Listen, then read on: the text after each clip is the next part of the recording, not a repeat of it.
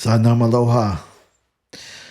So this is a video on the full moon, which is December 4th, depending on where you are. In my neck of the woods, it's December 4th.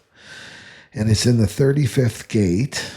And there's the 35.2 right there, right? And then the moon here. So this is the emotional wave is turning. So I just want to remind people that this center here, now if you're not familiar with human design, go to my information box and you can get your free chart. And that way you can learn about your own chart according to the transit report, because it's going to apply to you if you have the 35th gate or the 5th gate or any of the gates that I'm talking about. They'll resonate with you and you learn about yourself, because this is a very crucial time. The end, the closing is happening. It will be 2026 very soon, and 2027 is coming very, very fast. And so this is the mutation that's happening to humanity. It's called the solar plexus mutation. So we'll no longer be experiencing life through our mind. It's going to be through our this solar plexus awareness system that's starting to come online, right? So in this, there's the mutation that's happening. This is what's happening here internally. Is a reflection, right? The outer is reflection, the inner mutation. So the cross of planning that we've been in since 1615 is ending for 2027, and then we begin a whole new cross of the sleeping phoenix, right? So there's the solar mutation that's happening, and here's you clinging to your mind and clinging to the old ways that worked, that your parents did, and your grandparents and your great-grandparents before that, right? This is the not self that wants to hold on to the old way, right? And this is the solar plexus coming. That's the arrogance of the ego and the not self. Okay, lots to talk about there, but let's get back to this full moon in the 35th gate. Well, this is like we're at a peak, right? Do you see the 36 here? Right there. Coming off the solar plexus, and it's connected to what planet is activating it? Is Saturn, right? Is Saturn. So the 36 is opening up a doorway, right? Saturn is opening up a doorway. The full moon is opening up a doorway right now to the 35. So this is crisis and this is progress. So we have crisis and progress here. So Saturn is this 36.3. So it's putting a pressure that's active and it's building in your life, in your personal life. And if you're on my fractal, which means that you're part of my soul tribe. And how do you know? Your body relaxes when you listen to me, right? Your nervous system opens up. Your body opens up, right? You feel something. You feel something. You feel relaxed. Maybe you feel your authenticity coming forward. That means that you're on my fractal. And if you can't stand the sound of my voice, and he's so boring, and when's he going to get on with it, and I need a dopamine hit, then this is not your fractal. You're not going to get dopamine hits here. You're not going to get drama. You're just going to get authenticity, right? If that's what you want, that's what the cross of the sleeping phoenix is calling for you to be your authentic self. So everything being ripped out of your life right now is not aligned with your authenticity. So this full moon is huge. Huge illumination is coming here. So crisis is building. Crisis is building. Maybe you don't experience it externally, but you're going to experience it internally. And if you're experiencing it externally, yes, definitely I'm going through crisis after crisis. You have to go inward because it's coming from inside you, right? You have to change. So you're in a pressure cooker. We're all in a pressure cooker right now. And Saturn is keeping the door locked, right? So you're moving. You're moving a tunnel. It's like an emotional tunnel. Where's the emotional tunnel here? You're in an emotional tunnel right now, right? So this is this, you're getting squeezed. Your emotional body's getting squeezed, right? Your physical body's getting squeezed right now. So you're in a tunnel and you can't see the light. You can't see the light. This is the 36. This is the crisis, right? The pressure, the emotional squeeze, right? And Saturn, like you're going through this tunnel and Saturn's closing it off. You can't get back. You can't get back. Can't get back there, right? Saturn won't let you take the exit door. Can't stage left. I'm out of here, right? You can't you can't distract yourself out of this because you're meant to be in this tunnel. But the light is coming. The light is coming, and that's the 35 up here, right? So the crises, I'm in the tunnel, I can't see the light, and then boom, 35, right, is there. So this is the gate of progress. And so with the full moon, right, this is the moment. This is the moment. And maybe if you're ahead of the curve, you're already feeling it, right? The light's here. The light's coming on, and it's going to crack it open. It's going to crack that 35 open here, right? So the full moon, this is the light, the first light of recognition here. So it's the turning. It's not the full of the emotional wave, right? It's the turning. If we go back here, right? The emotional wave turns here. So with the line 2, you see there's the line 2. The line 2 is about contrast. It's about contrast. That's how our mind works too, right? This or that. That's why we have a walnut. 2 halves of the walnut. It's always this or that. It's the binary. So you're going to learn through contrast of what you don't want and what you do want, right? This is hunger. 35 is hunger. I'm hungry for a new experience. I want a new experience. I'm done with this, right? What I've been in. I'm done with it. So this is change. This is like I want a new path, right? Emotional clarity will come. The cycle is over. This karmic cycle is over. So stick with me because I'm going to talk about the karmic spell, right? You know I do tarot readings, and it's a good idea to stick around for the reading. Don't blow off and think, oh, that doesn't apply to me. It's another way to enter into human design through archetype. Tarot is filled with archetype. It's ancient. It's an ancient system, right? So I'll talk about the karmic spell before the twin flame reading. So be around for that. So this is the cycle is over.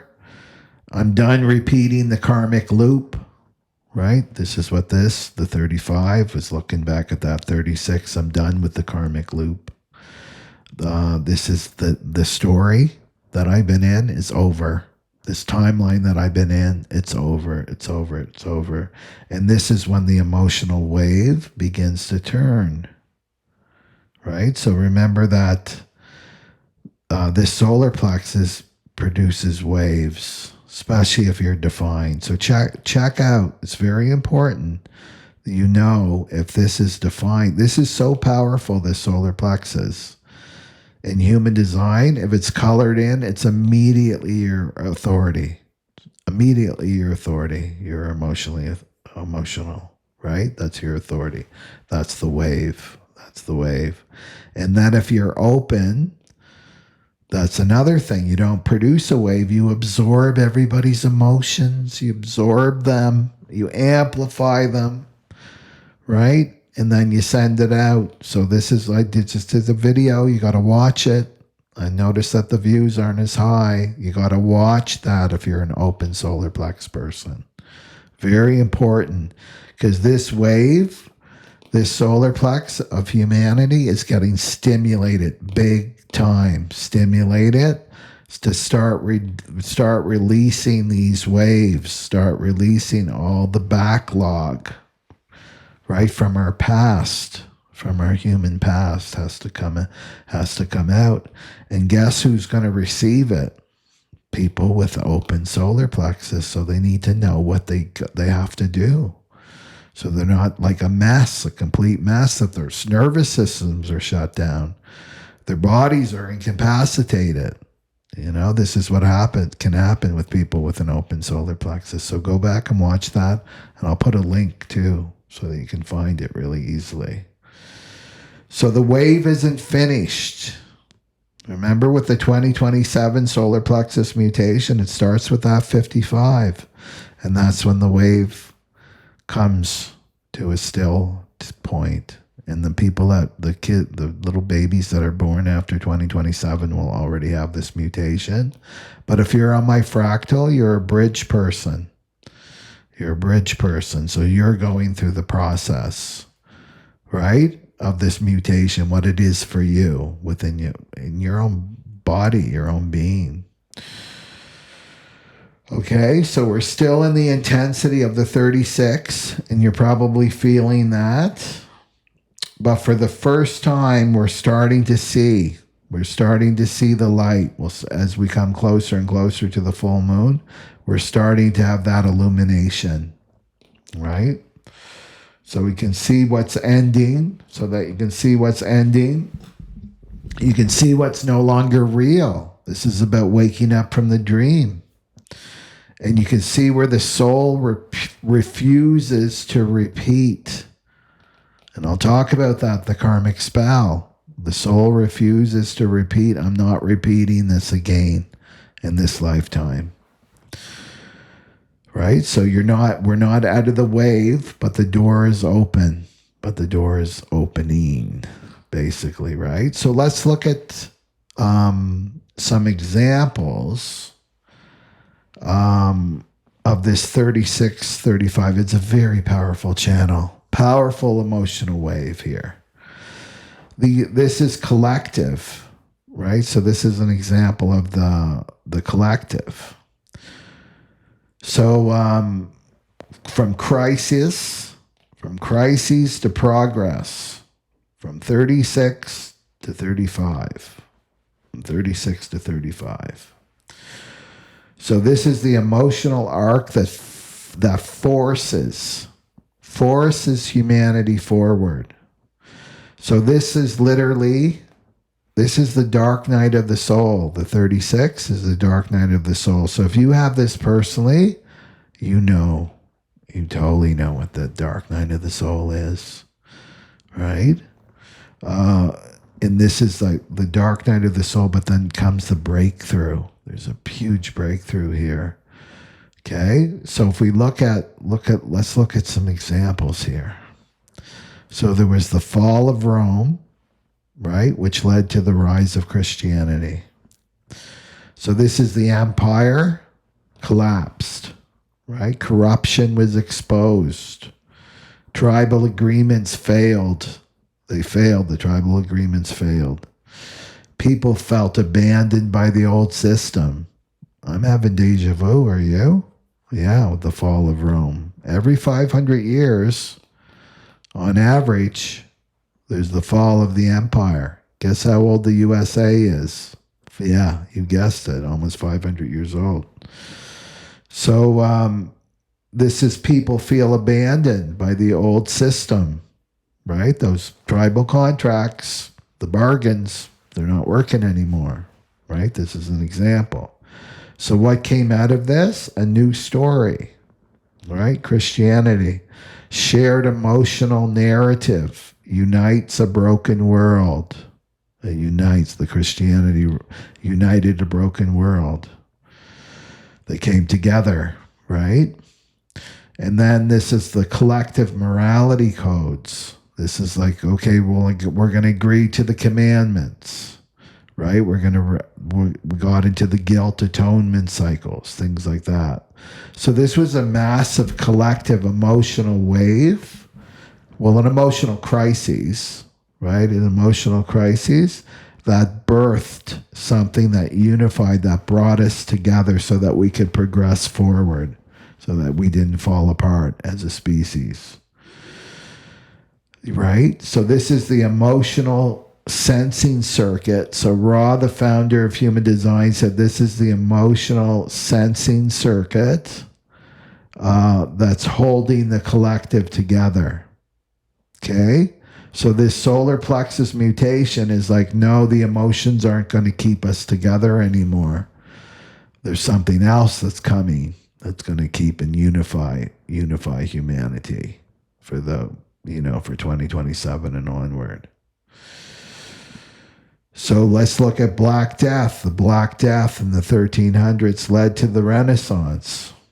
So the crises, 200 million people died from the Black Death, right? I have past life memory here. Maybe you do too, let me know, of the Black Death, Black Plague. So total collapse of trust in institutions during this time, and especially religion too. Trauma, despair, spiritual disorientation. And what did this lead to? The Renaissance. This was the explosion of creativity. It was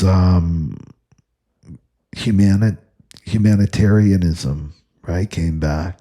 The human came back. What does it mean to be human? The rebirth of art, science, architecture, and the world deciding to live differently. We want to live differently. So humanity literally said, we're not going to live like that anymore, right? Back to the 1300s. We're progressing, right? That 35, we're progressing forward.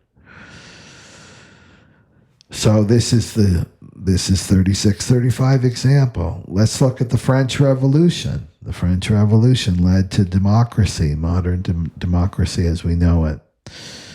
So this was like French Revolution was like inequality between the rich and the poor. Let them eat cake, right? Starvation, rage, collective emotional upheaval. Out came the guillotines, right? The beheadings.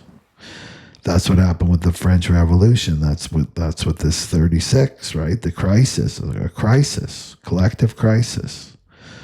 And then this led to democracy. And this was the Declaration of the Rights of Man. Democracy, secular government, and modern nation states. Moving out of monarchy, right? So this was an emotional meltdown that led to a new system.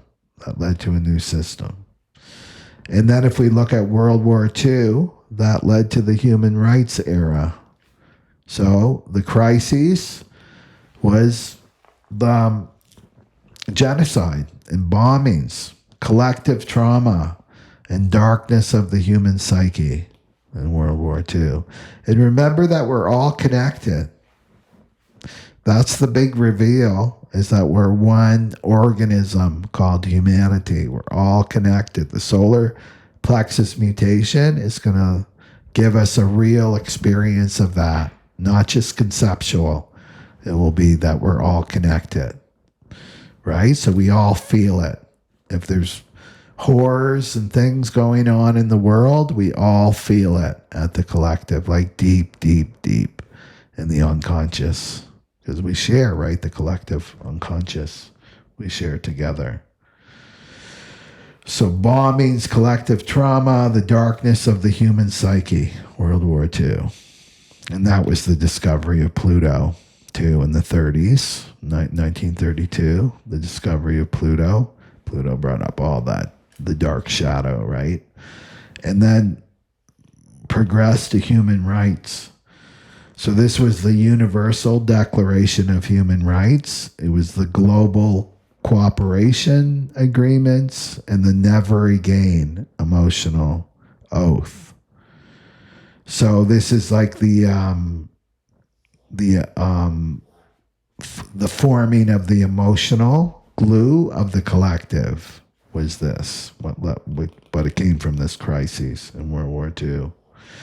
And then if we go back to 9/11, 2001, the crises was trauma, shock. Everybody saw that on TV, right? 911. Collective panic, fear is collective fear. I remember feeling that. Maybe you remember that too. And when that was going on, 911. And then what did this lead to? This led to new laws, a global security state, new laws, TSA, right? There wasn't really a TSA. There was, but it wasn't like hardcore like it is now. Homeland Security, the Patriot Act. The world shifts permanently. The world shifted permanently. And society organized around that emotional imprint for decades. We're still feeling the effects of this, right? And then if we even go to the COVID, right? There was a global fear. That's the 36, the global fear. There was isolation with lockdowns, emotional overwhelm, mass grief, right? And what did this lead? To a permanent structural change. So that meant remote work, right? Remote work. The internet went through the roof with people moving to the internet in terms of their work. It's really started a permanent digital economy, the collapse of old systems, new lifestyle paradigms. People like, I don't want to work that 9-to-5 grind anymore. People really looking at their work, right? Is it fulfilling them? Collective reorientation of values, what they value. So this is major, right? This is all leading up to the big 2027 solar plexus mutation here. So here we are again, right? With this 3635. So what's not dissolving for 2027, it's not really emotion that's dissolving. It's the collective emotional mechanism. It's the glue that holds us together that is collapsing, right? That's weakening. That's weakening. So for thousands of years, even before 1615, humanity would progress from an emotional crisis, right? Only through emotional crisis. And so this was the collective's operating system if they were computer. So we would share together, right? As a collective, we share together. Even if we haven't really experienced it in 3D, now we have the internet so that we're there. And as humans, I mean, I forget what the term is, but if you watch someone suffer, if you're a human being and you watch someone suffer, immediately you have compassion for them. It's just part of what it means to be human, right? As our species. And now we have the internet that really, in some ways, it the shadow of it, yeah, we can isolate from one another. But also it brings us, we're very close together, right? So we share in this, we share our emotional experiences together, and that's how we progressed. But after 2027, Ra talked about this, the founder of human design, that the collective won't be held by emotional cohesion anymore, that emotional glue. It's going to become individual. It's going to become individual. And that's the phoenix, right? The cross of planning was that emotional glue. The emotional glue kept us together, and the cross of planning. But now, with the individual, it's all about the individual with the phoenix. And this is self-authority, inner authority, claiming inner authority, not outsourcing your authority like the cross of planning. Self-direction, your self-direction, self-survival. Does that mean ego when I say self? No, it's not the ego. This is your higher self, your soul. You're led by your soul in the Phoenix. So this full moon, this is the last full moon of 2026, right? This is the last big cycle where we experience the world, right, through that old emotional circuitry. So we're in it as a collective. We're in a crisis right now. You can see this out in the world. We can't trust our institutions and our leaders anymore. All the corruption is coming to the surface. We're in a crisis. We're totally in a crisis right now.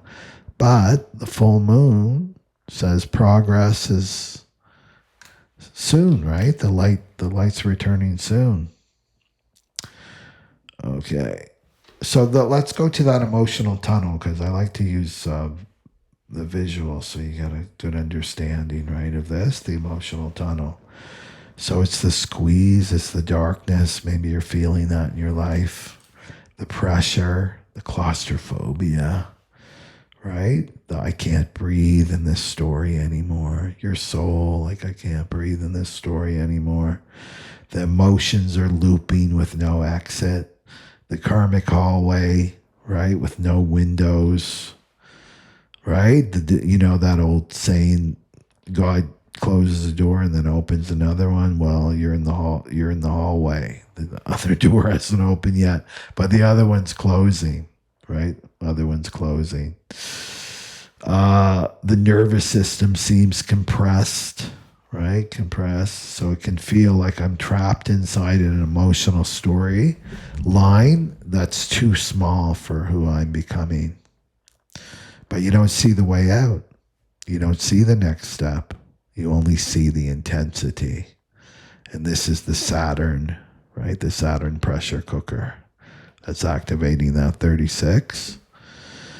So the moon is going to illuminate, right? This full moon is going to illuminate the exit door, where you're going.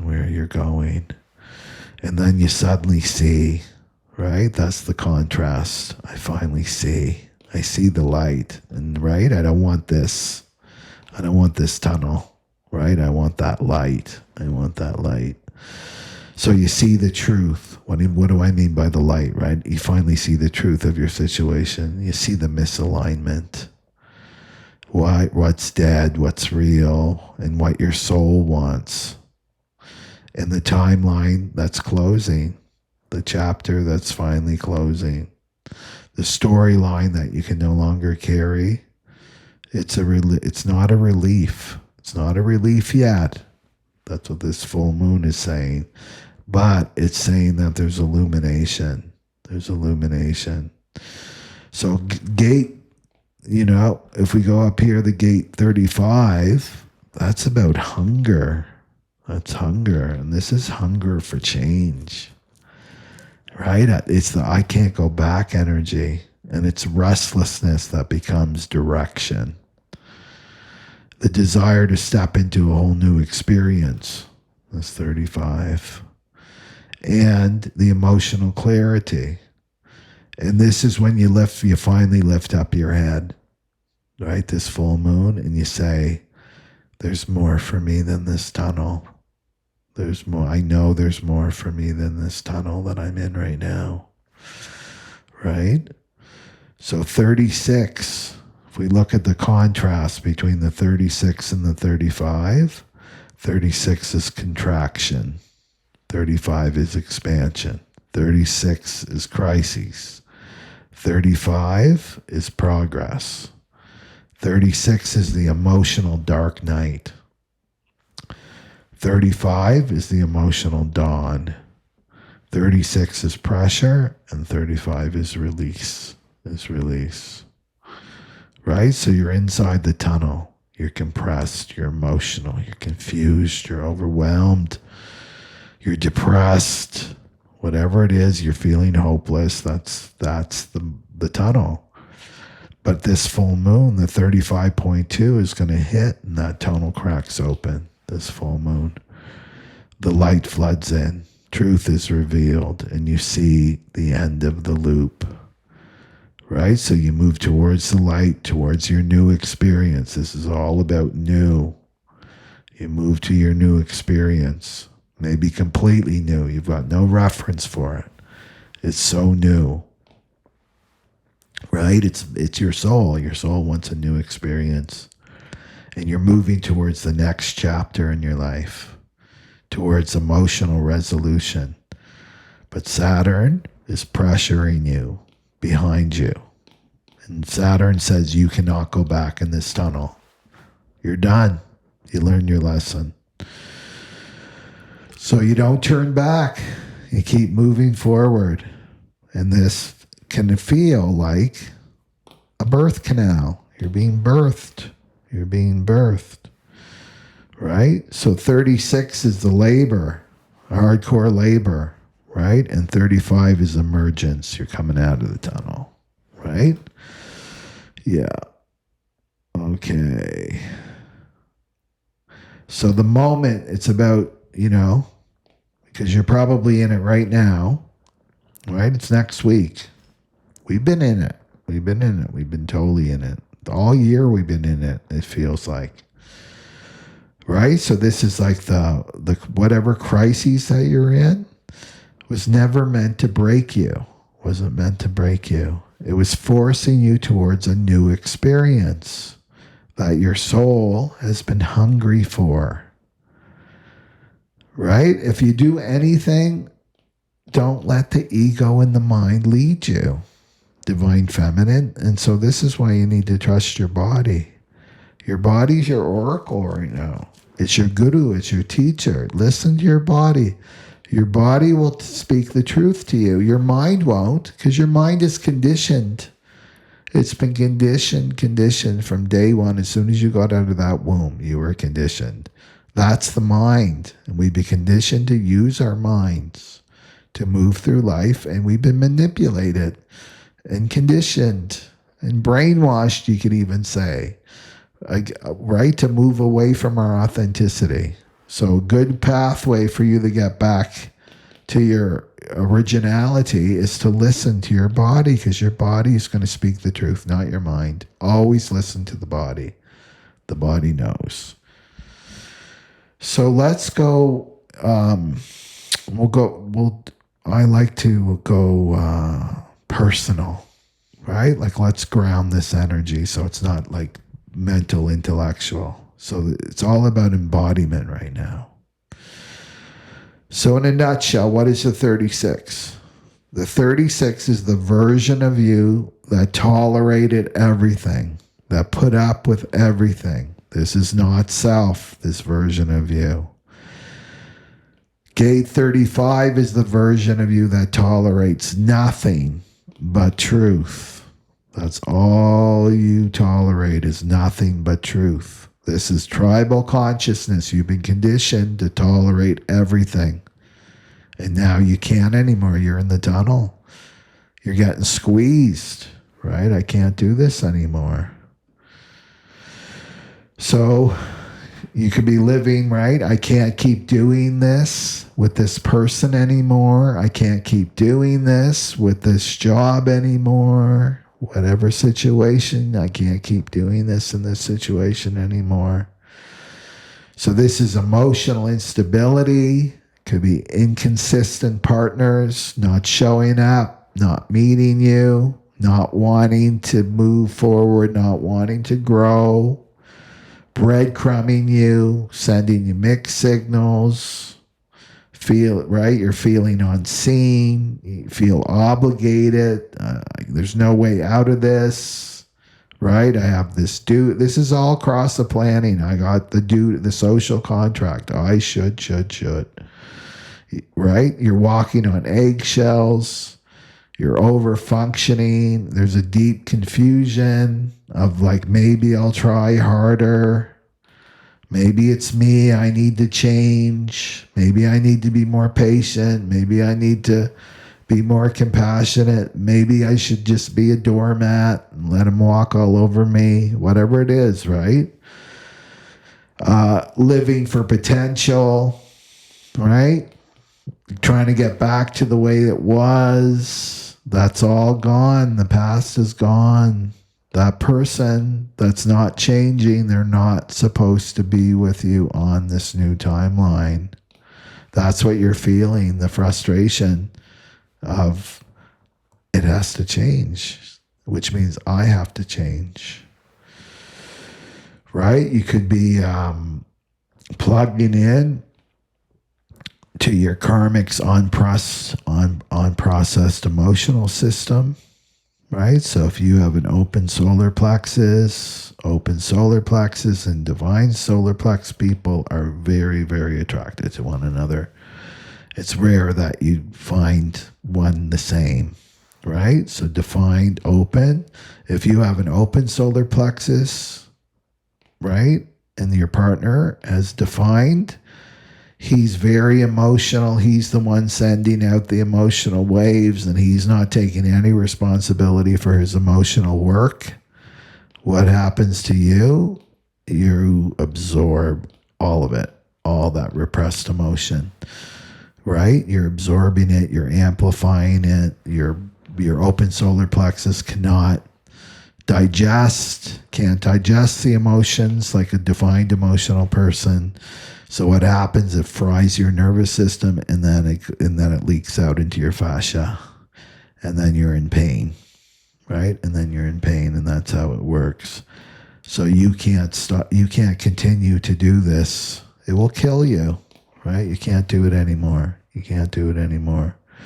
So you can feel restless. You can feel anxious, afraid to lose that person, afraid to be alone, right? Afraid to disappoint everybody. You're emotionally tangled and enmeshed. You've been hijacked, spiritually hijacked. You got no intuition. You're living in fantasies. You're stuck in this karmic loop, right? And you keep thinking, maybe it will get better. Maybe it will get better. Maybe he will change. Maybe he'll magically change. Maybe I'm asking too much. Maybe I'm too intense. Man, I'm too emotional. Right?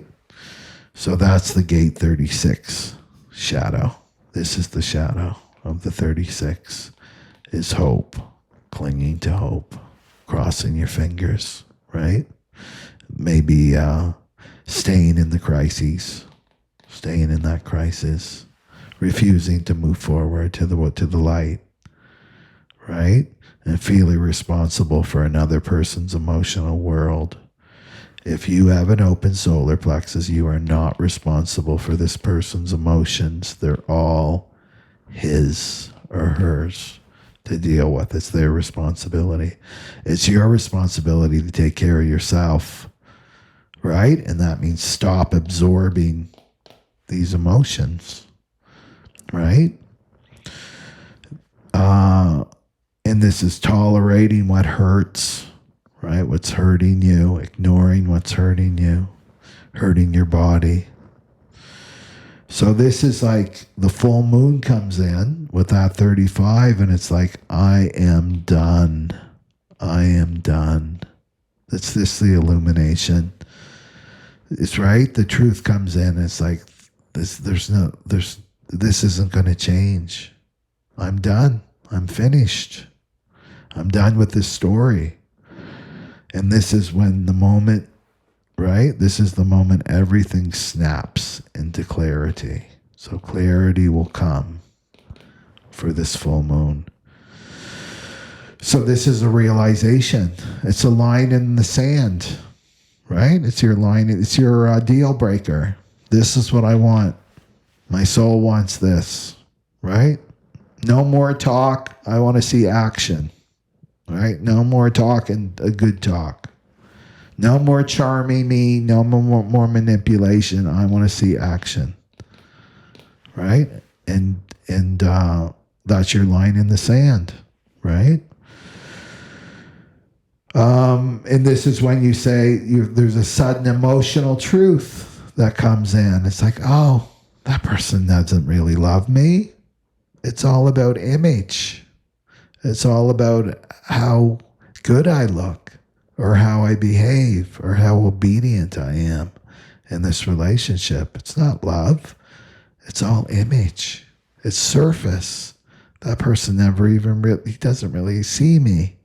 He doesn't know who I am. It's like I'm just a projection, right? About making him look good. It's not about me, right? There can be that sudden realization, emotional truth.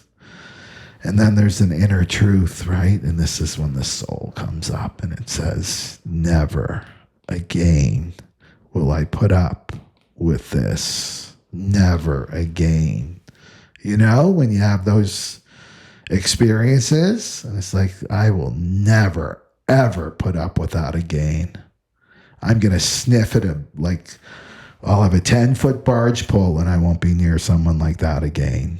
Right? I'm going to be so on it, like never, never again. And you mean it, right? You mean it. Let me know if you've had that experience. Very empowering to say never again, never. That's self-respect, right? That's self-love. That's self-love. Loving someone does not mean that you're a doormat, right? You love yourself first. You love yourself first. And this is what you're going to be accused of in the age of the sleeping phoenix is, oh, you're so selfish, by the cross of planning people, right? And it's like, no, I love myself. It's coming from love. It's coming from self-respect. Never again will I be treated like that. Never again will I put up with crumbs, right? Never again. This is an identity shift. Right? This is an identity shift, the 3635. This is you letting go of that version of you, that identity that tolerated everything. She has to dissolve.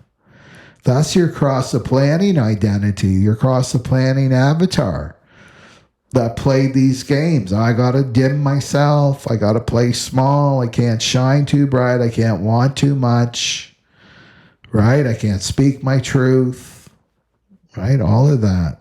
I'll be dominated. That version of you is going. If you want it to go, this is the time to let it go during the full moon. You're probably already feeling it.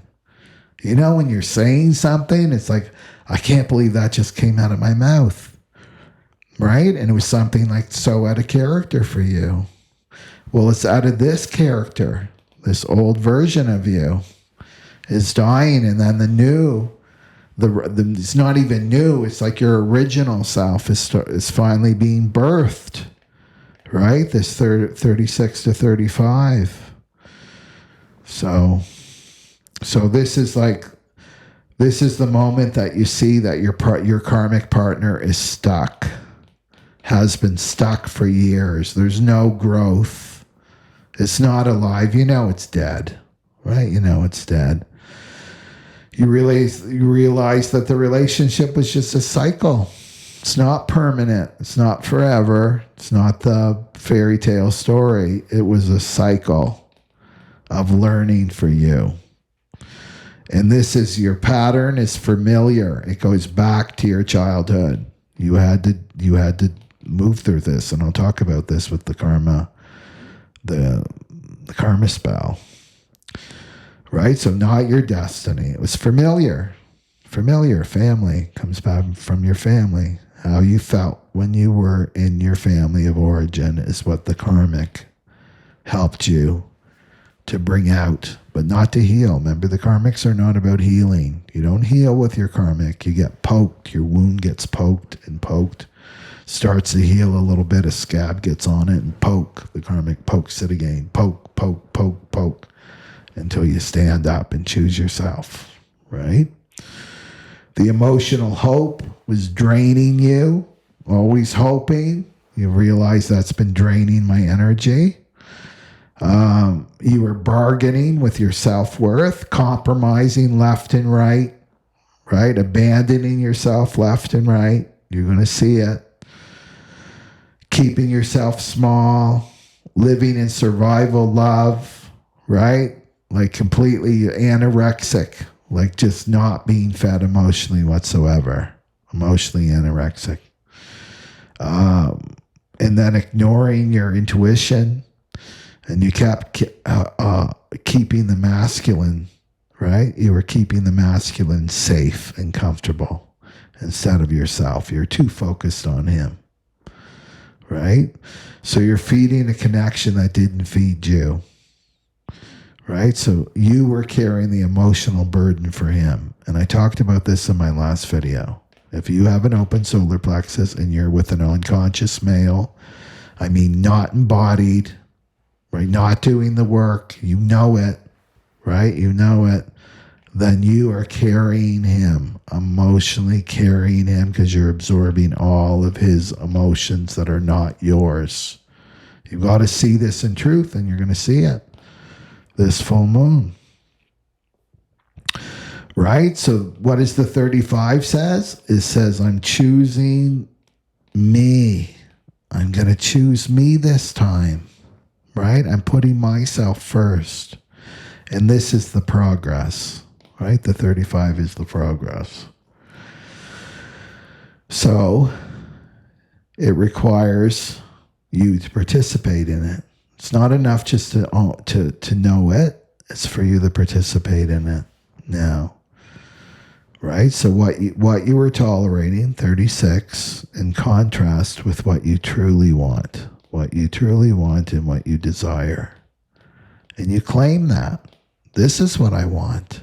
I learned what I don't want in that karmic relationship. Now I know what I do want. And write it down for the full moon. Write it down. Okay. So this is when you see your karmic clearly. Your karmic situation, whatever it is, it's a person, it's a job, it's a situation. It usually has to do with people, right? You get to see it clearly this full moon, right? So this is like, I'm emotionally overwhelmed by this connection, but I can't walk away. I love him, I do, but he can't come with me into my next chapter. He just can't. I don't see it. When I look at myself in the future, I do not see this person beside me. Right? Get honest with yourself. Another example is the mother. Like, let's look at the mother wound. And this is like, I feel responsible for everyone's emotions. I have to keep the peace. I'm afraid of being too much, asking for too much.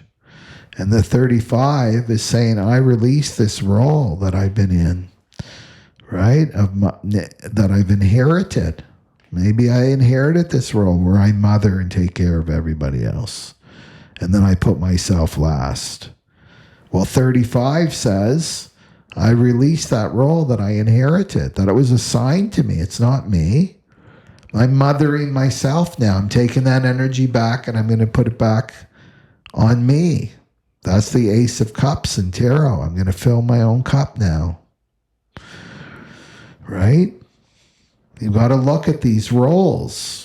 Right? This is what the 36, 35, is this me? Am I motivated by a not self, like some identity I took on that was put on me at a young age? I hear a lot of this, right? From my fractal is where the child becomes the parent, right? Of the parent, right? They're parenting their siblings.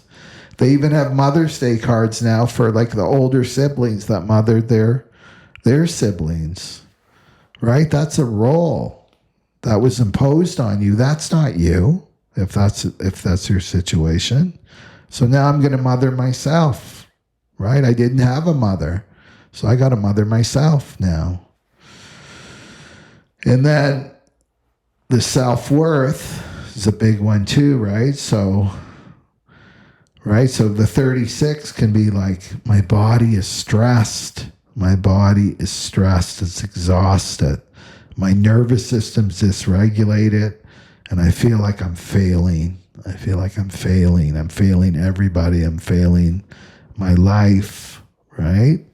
Well, the 35 there for the full moon is I choose vitality. I choose vitality. I choose pleasure, right? I choose a new rhythm, not this stress crisis thing that I've been in that involves other people, right? I'm choosing pleasure. I'm choosing my peace, and this is a good way to look at, it's interesting. The 5 is there too. Yeah, because that's in the earth for this full moon. That the 5 is about enlightenment. Out of all of these, out of all the 64 gates, the 5 is enlightenment, right? It has that flavor of enlightenment. And why is that? It's because I'm in my own rhythm. The 5 is I'm in my own rhythm. I'm in my peace. And it's enlightenment because I don't let anybody take that peace away from me, right?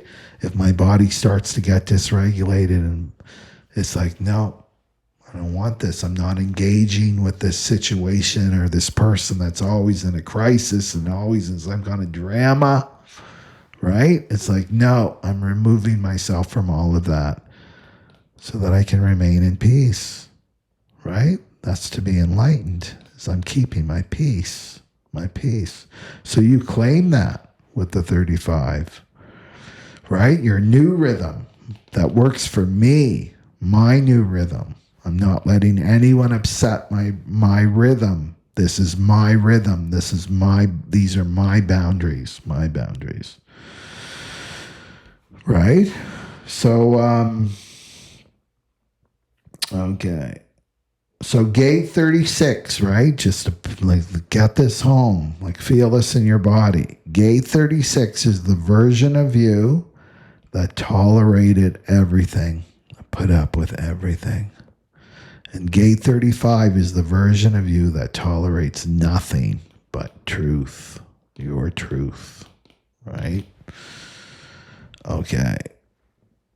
So let's go. So it's a very exciting time.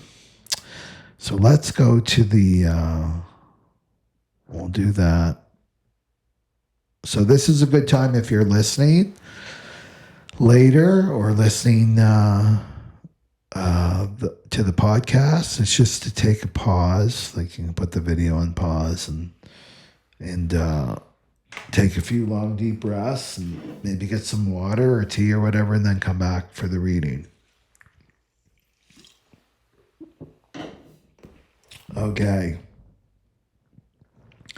So this is the fractal reading here, right, for the 35th gate. The 35th gate for the full moon.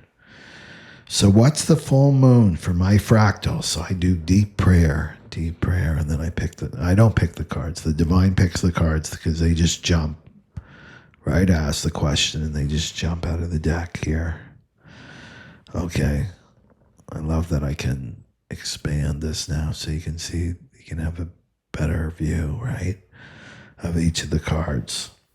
So what's the full moon illuminating for my fractal? 6 of Pentacles, right? So this is the truth of imbalance.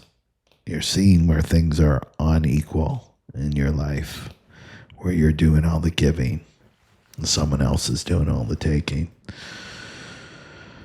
So this is going to show you where the giving and the receiving dynamic has been unequal with people, maybe in your work, right? Too, give and not receiving back, right? Or people not appreciating you or valuing you, right? This is going to show you who is in your soul tribe and who's not in your soul tribe. So this can be in relationships, in your work, your partnership energy, your family roles. There could be the good girl conditioning. I got to be the good girl, the good daughter, the good sister, the good wife, good partner. This is spiritual overgiving. And this is this card is saying that you've been feeding situations that weren't feeding you back. Right? That's what's being illuminated to you. Okay. So this is the squeeze of giving too much and receiving too little. And the moon is going to shine a spotlight on where you've been exploited, where you've been taken advantage of, right? Where you've been the healer, the therapist, the mother to partners, right? Where that you've supported others at the expense of yourself. You've sacrificed yourself. Where you've overinvested due to scarcity, right? You were scared of not having enough money, right? Fear of abandonment, getting abandoned by people. Where you took a role, right? Where someone took a role they didn't earn, right? That they didn't earn. So there can be like guilt too here. Like I've got to earn love. If you have that dynamic too, I've got to do for others and then I'll be loved. So this is going to be illuminated for you. So this is a good too to look at your finances, right? Is there an equal output input happening with your finances? Like look at that. Do you feel valued? All those areas, right? So this is not about getting the cat in nine tails and beating yourself up. This is about just looking, observing, neutrally with sobriety. Oh yeah, I know what Michael's talking about. Yeah, there's definitely an unequal relationship here. I'm doing all the giving, right? And you just sit with it. You just sit with it. You let it surface, right? And then what must die? Temperance. What's temperance? It's patience, right? It's patience. This is your self-sacrifice. It's being overly accommodating, right? Waiting. It's about waiting. It's about your emotional restraint. I can't be too much. Emotions are coming up. Anger's coming up. I want to flip some tables like Jesus, right? I want to flip the tables, but I'm going to be a good girl. I'm going to be a good spiritual person. I'm too much because you're dealing with Mr. Logical, right? Can't show any emotions. He's not dealing with his emotions. You're feeling all his emotions, right? You're trying to hold it all down. So this is what must die.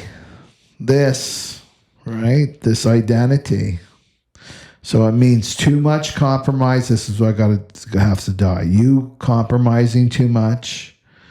You emotionally regulating, right? The people in your life.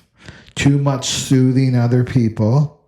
Too much merging with others, taking on their problems, taking on their energy. No more merging. Too much tolerating misaligned connections. Oh, they're not bad. I'd rather be with this person than be alone, right? Misalignment. Too much harmony at your own expense, trying to keep the peace, but you pay the price, right? Everybody else is peaceful and happy, but you're miserable, right? Too much trying to be reasonable. Why can't you be reasonable? Why can't you be logical? That's you getting in your head instead of staying in your body, listening to your body. Too much, just give it time. It will get better, right? It's not that bad. They're just going through a bad patch, right? If you find yourself repeating those words over and over, well, when this is over, it will be better. Right? This has to go. This one right here. Right? I'm not saying the temperance card's bad, but I'm just saying in this context, we're looking at the shadow of the temperance.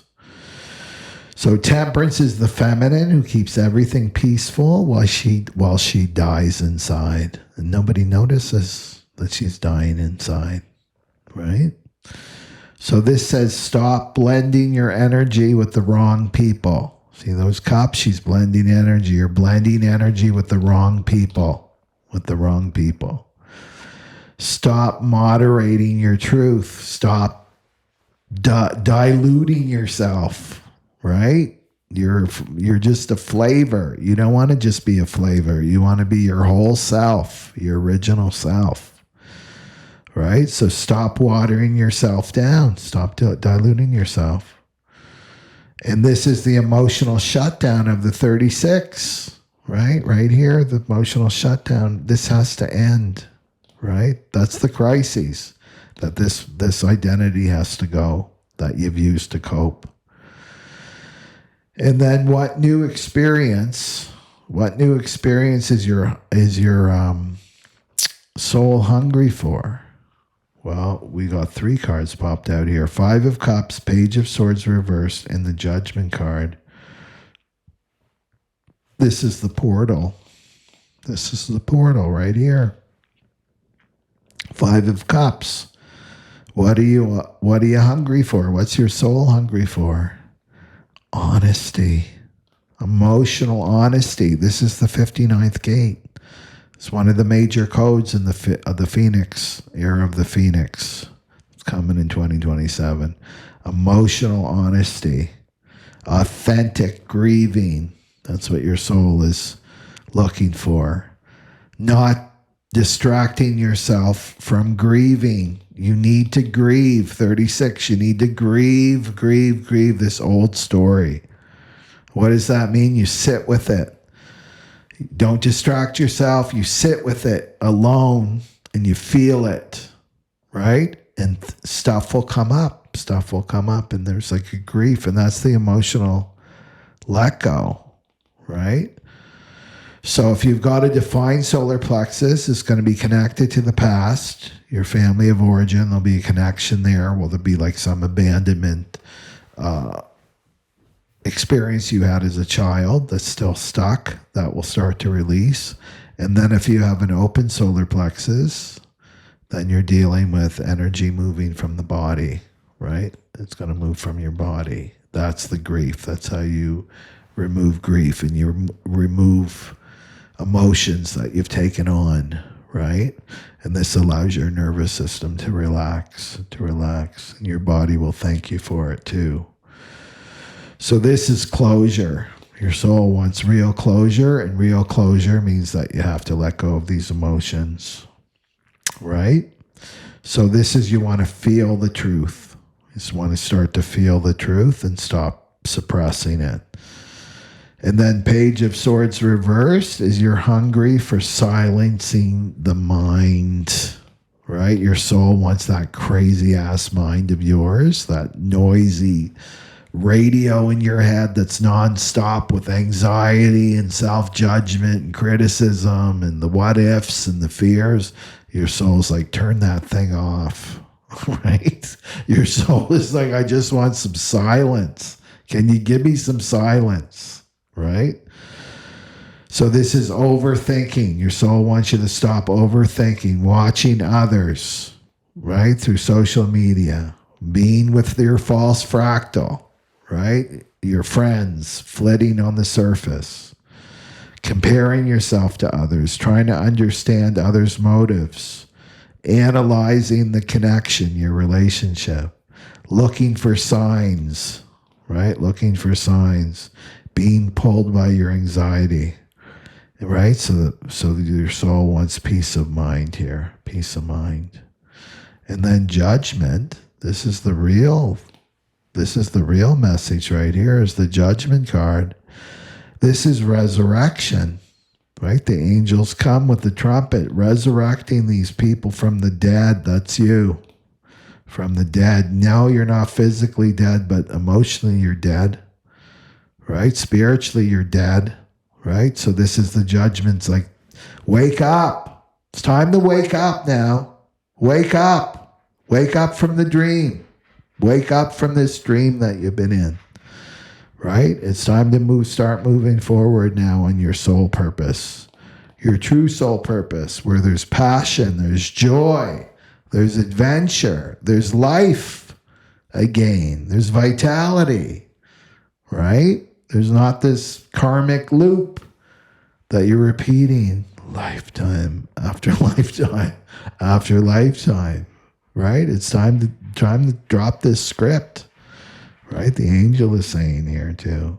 So resurrection, your soul wants the resurrection, right? Your soul wants you to be on your real path with your real fractal, with the real people, your authentic soul tribe, right? They want their soul. You want their soul, right? Want you to be connected to your soul. So this is the gate 35. This is like a whole new identity. This is a whole new destiny. It's an awakening. It's an awakening. It's answering the call. Answering the call. And when you're in a karmic field, which I'll talk about right after this reading, you have no access to your intuition. It's just shut down. That's the mental noise.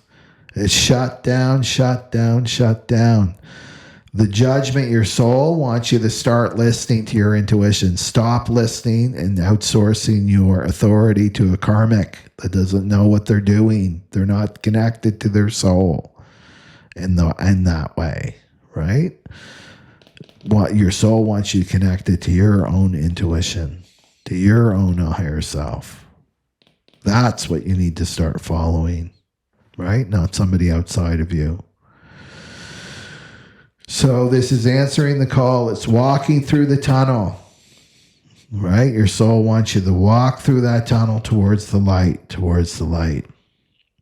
So the fractal's hungry for purpose, truth, and alignment, not emotional scraps.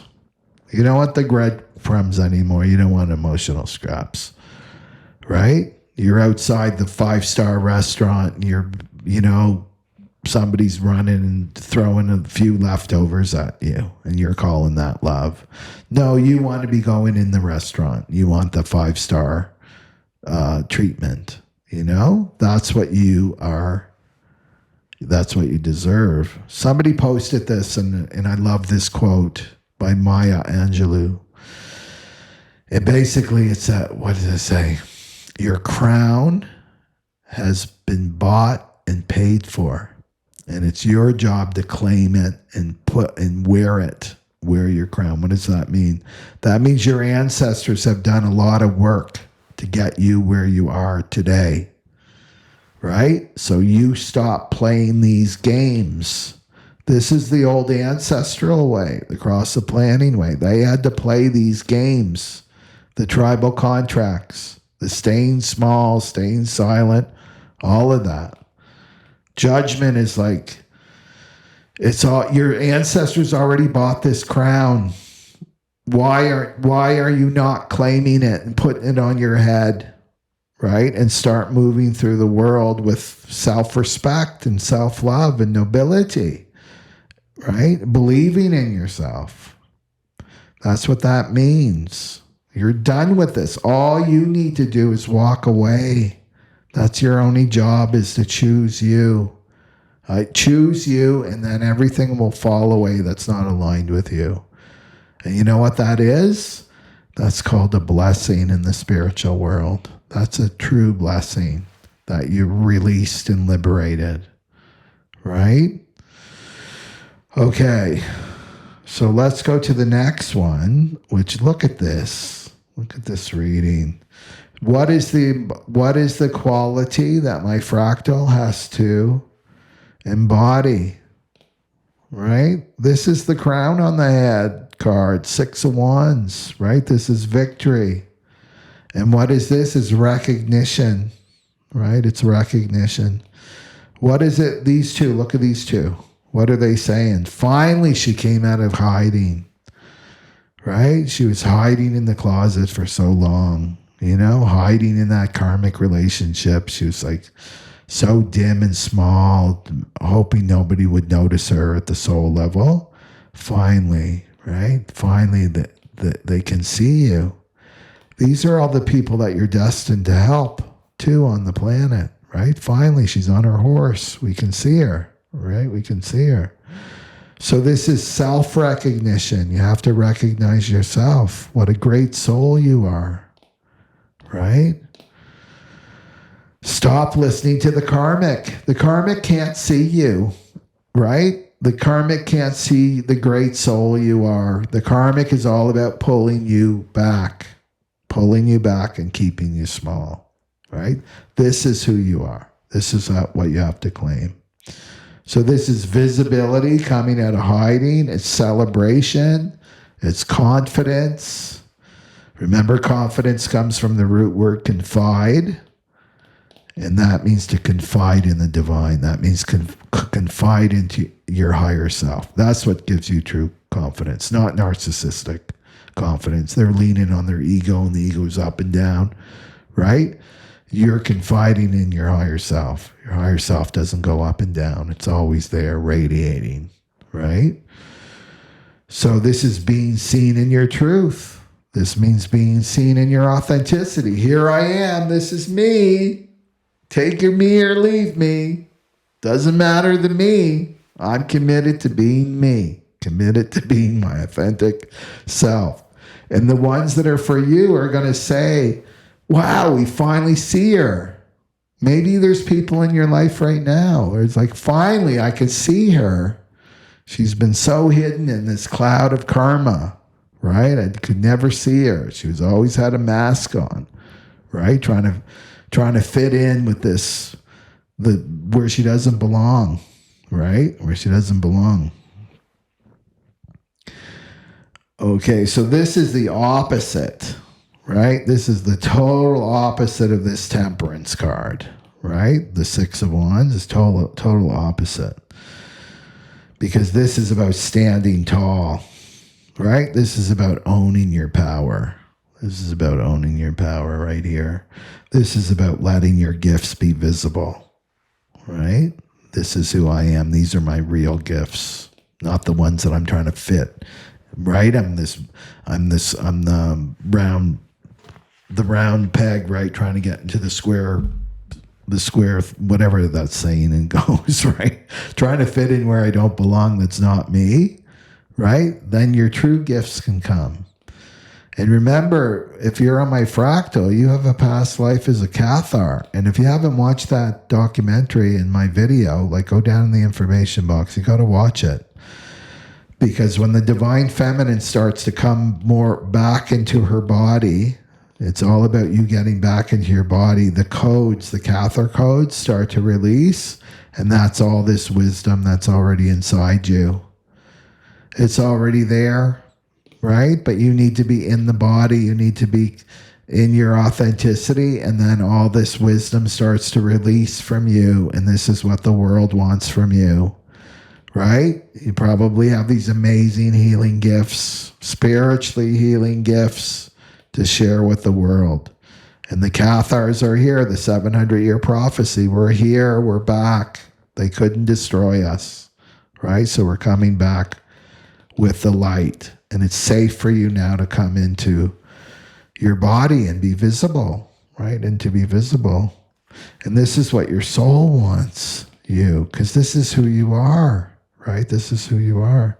Standing tall. Not afraid to show your gifts. Not afraid to shine, right? Receiving praise for you. Not praise for your not self. That's not real praise, and you know it when you're complimented for wearing a mask. You know that deep down this is not real. I'm being encouraged to not be myself, which means I'm being encouraged to not be in my power, right? That's not real. That's the illusion that's got to break with this 3635. You want to be recognized for you, right? Then this gets this. You know, if we go back to the Six of Pentacles, this comes more into the give and take, right? The give and take is equal here.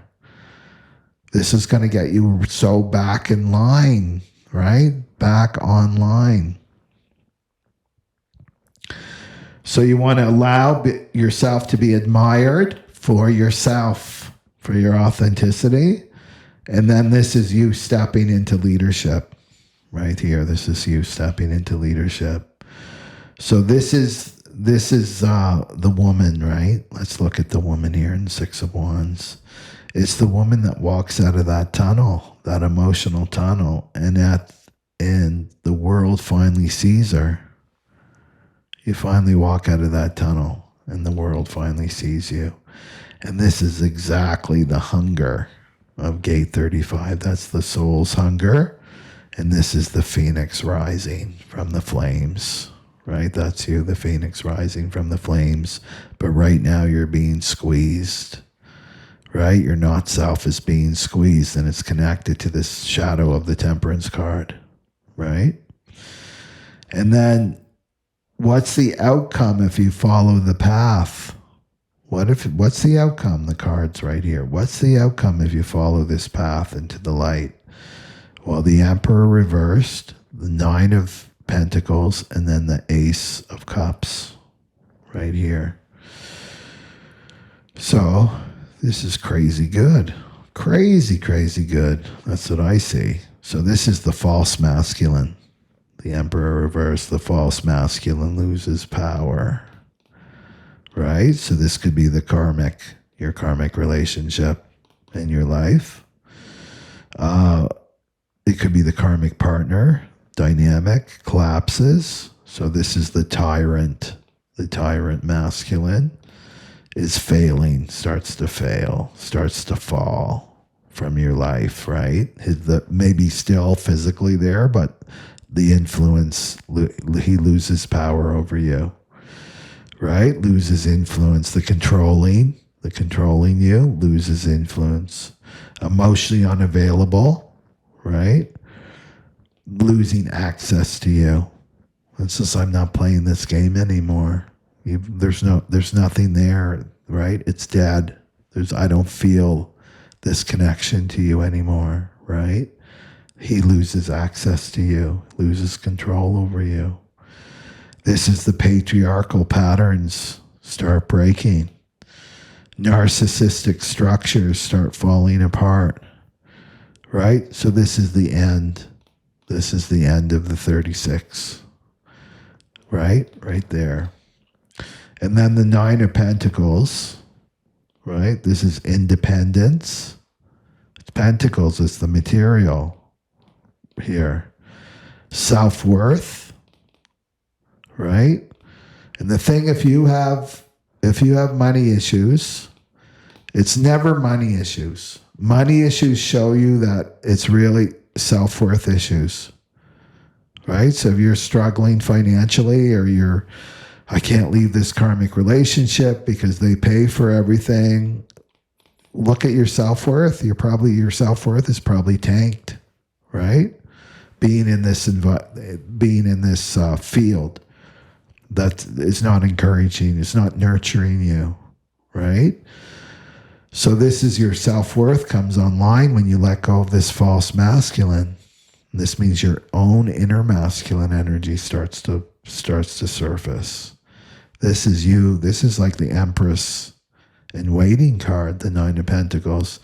This is, I'm taking care of myself, right? I believe in myself, the Nine of Pentacles. Right? This success, it's embodiment, it's confidence, it's grounded abundance. It starts with you, with your self-worth. You have to know that you're worthy, and what you have to contribute to the world is worthy. It starts there, right? That's the Nine of Pentacles. And what is this? What's Nine of Pentacles saying is, I choose myself. I don't see anybody around her, right? Just the pentacles in nature. Well, she's got a little parrot on her shoulder, right? This is, I choose myself. Can you choose yourself in this moment? Can I choose myself in this moment? Am I okay on my own? Do I know that I can take care of myself on my own? Do I know that? Right? Do I know that? You've got to claim this. Claim your crown. Right? It's been bought and paid for by your ancestors. You have to claim it now. This is 35. This is totally the 35th gate right here. And then the Ace of Cups. Look at that. The Ace of Cups. So this is the heart opens to real love, not the crumbs and the false love, right? From your karmic relationship. This is true, real love. This is soul level love. This is phoenix love. Relationships in the age of the sleeping phoenix, the 2027 to 2438, all based in spirit, all based in the soul, right? It's not about bargains. It's not about who looks good on my arm for the tribe. None of that. No exchanges, right? This is pure soul to soul love. So this is the right love for you. Starts to open up. This is emotional renewal. It's a new relationship, right? It's spiritual union here. Spiritual union. And self-love too. It's divine feminine rebirth. And it's healed inner child. Healed inner child. And it's a new emotional timeline. New emotional timeline. Here. Okay. I want to get this one. Okay. So this says to let go of the old masculine, right? Let go of the old masculine, die. So this is the old masculine dynamics within you, right? Or it's expressed through an external masculine that dominates you, that's dominating your field. This is saying that he's losing influence over you. So let it go. Let it die. And then let your true self, your true union, right, with yourself first, always with yourself first, and then you attract the right relationship for you that's going to meet you and match you, right? I don't know. That looks pretty good to me. I don't know. Maybe it doesn't look good to you. It looks good to me. So let's look at the anchor cards, right? So look at this. King of Cups, the Four of Wands, and the Three of Cups reversed. So what does this say? This says the emotionally mature masculine starts to come in. And the thing is, it starts with you, and then that ripples out. It's a mirror. The mirror has to shift. When you claim self-worth and self-value and choosing yourself first and loving yourself first, then the mirror has to shift, right? That's all. And that karmic is not a reflection of that anymore, right? You can look at it like that, very neutrally. And then in comes the King of Cups.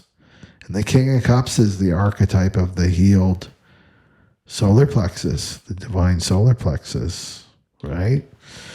So this means that the true counterpart comes in for my fractal, right? And then the Four of Wands, this is sacred union. Sacred union, this is the mirror souls, is the twin flame card too, but it's celebration, it's homecoming, right? It's being in a relationship that's, you just feel like yourself, right? You don't have to put a dog and pony show on, right? You're just yourself, and that mirror reflects you and that other person, right? So this is union within yourself. So you can look at it too, like your own inner masculine and inner feminine coming together, right? Your feminine energy comes online, and then your inner masculine, where you're able to stand up for yourself and set boundaries, take care of yourself. That's your inner masculine energy, right? So you can look at it like that too. But it's got relationship all over it, right? Because then we have the Three of Cups reversed. And this is the karmic interference card. So drops. The wrong crowd drop. The third energy drops. The external influences drop. The triangle drops.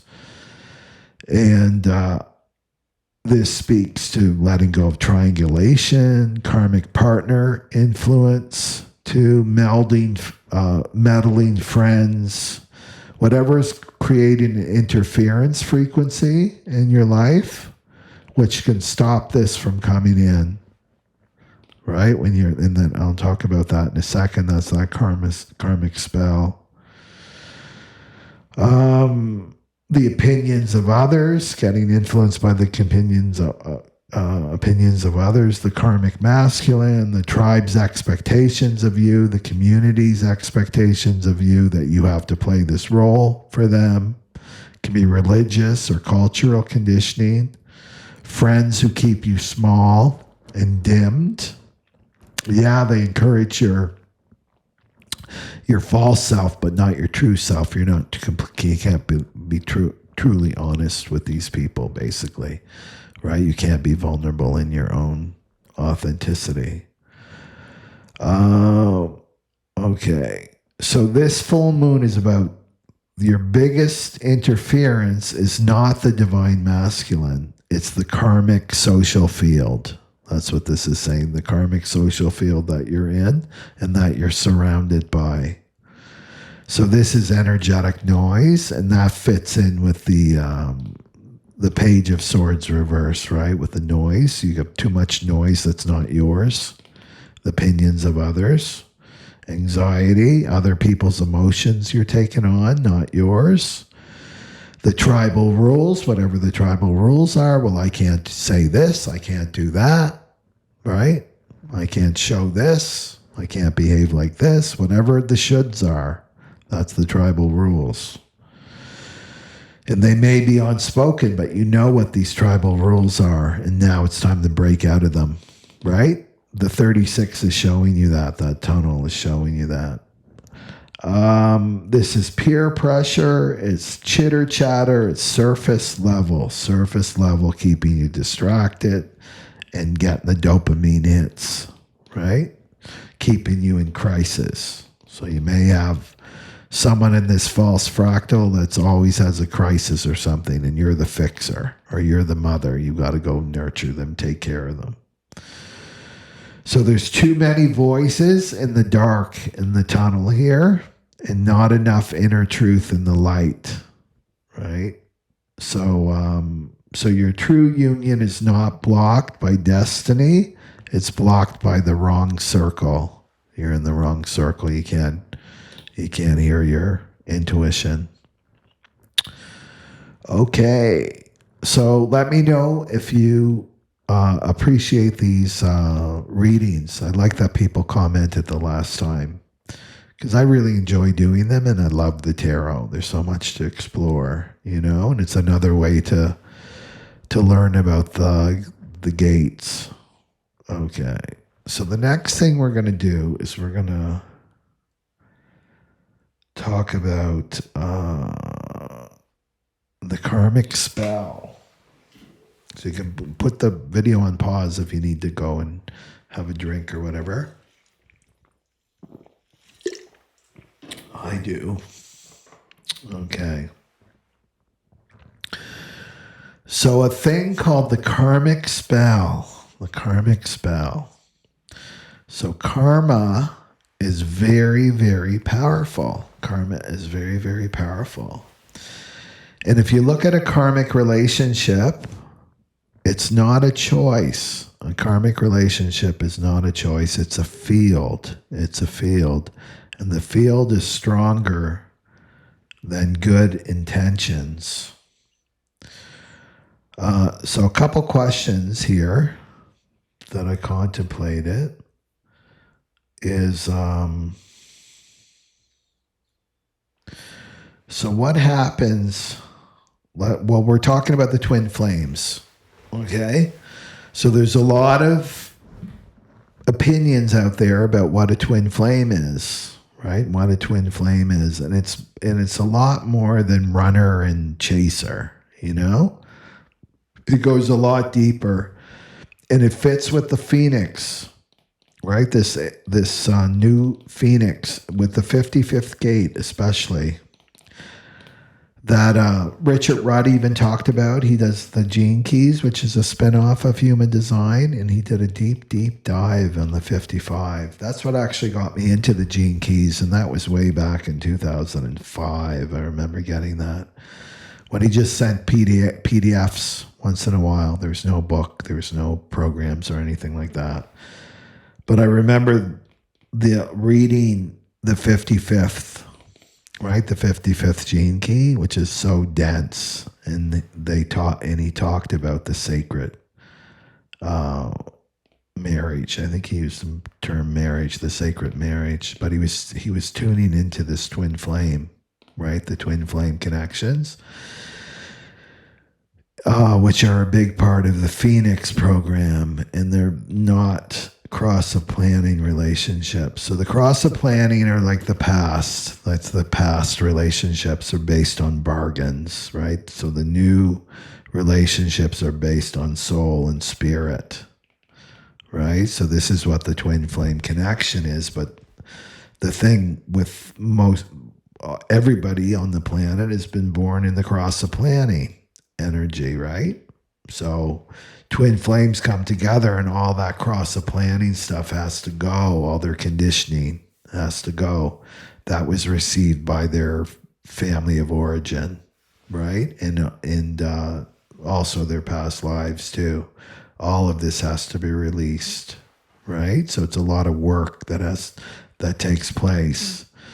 So what happens with the twin flame is one twin flame goes the emotional route. So this is the twin that's more aware has to go through the ego death first, right? A deep, deep ego death. So you hear this from the twin flames that they go through this angst and pain and suffering, right? Deep, deep. Well, this is the ego death, but it's the ego death through the emotional body, That's their part, right? Their part of the work. The other one, so that's dealing with the past. It's a lot of inner child work. Emotional body equals inner child. That's like the backlog of emotions that haven't been processed. That in the twin triggers that.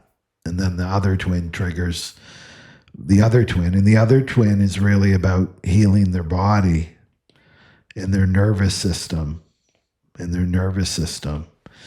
But the other one is in a karmic relationship. So there's always one. And I've done like a lot of readings now, a lot of twin flame readings. And I'm doing my own research and gathering information. But there's the karmic. There's always the karmic, the third party. So there's the twins and then there's the karmic. So one of them is maybe married to a karmic, or they're in a relationship, common law relationship with the karmic, right? Right? So what's happening is they have to heal through their body and their nervous system, get their body and their nervous system strong, right? And then stand up. They have to stand up and choose themselves in this karmic relationship. Which sounds easy, but it's not. It's not easy for either, right? Either twins. So maybe you're watching and you're like, yeah, my twin is in this crazy relationship, this karmic relationship. I don't understand why they're with this person, and right? Why? Or you may be in a karmic relationship yourself, and you're learning about this, right? And you're learning about this now. So let's talk about the karmic spell that they're under. So a karmic relationship's not a choice, it's a field, right? So the twins have to be so in their authenticity, in the present now moment, in their soul purpose, in their soul journey, right? In order to come together. If that's not the case, then it's still cross of planning, and there's going to be conflict and there's going to be separation. The separation is when all the healing takes place for the twin flames, right? So this karmic spell, right? So this is like chloroform for the soul. So this is one twin is in this, right? Is in this karmic spell with this person. That's her karmic. And this person, she's been with lifetime after lifetime after lifetime, or he's been with this karmic lifetime after lifetime after lifetime, right? But hasn't escaped the karmic loop. They just keep coming back over and over and over and again.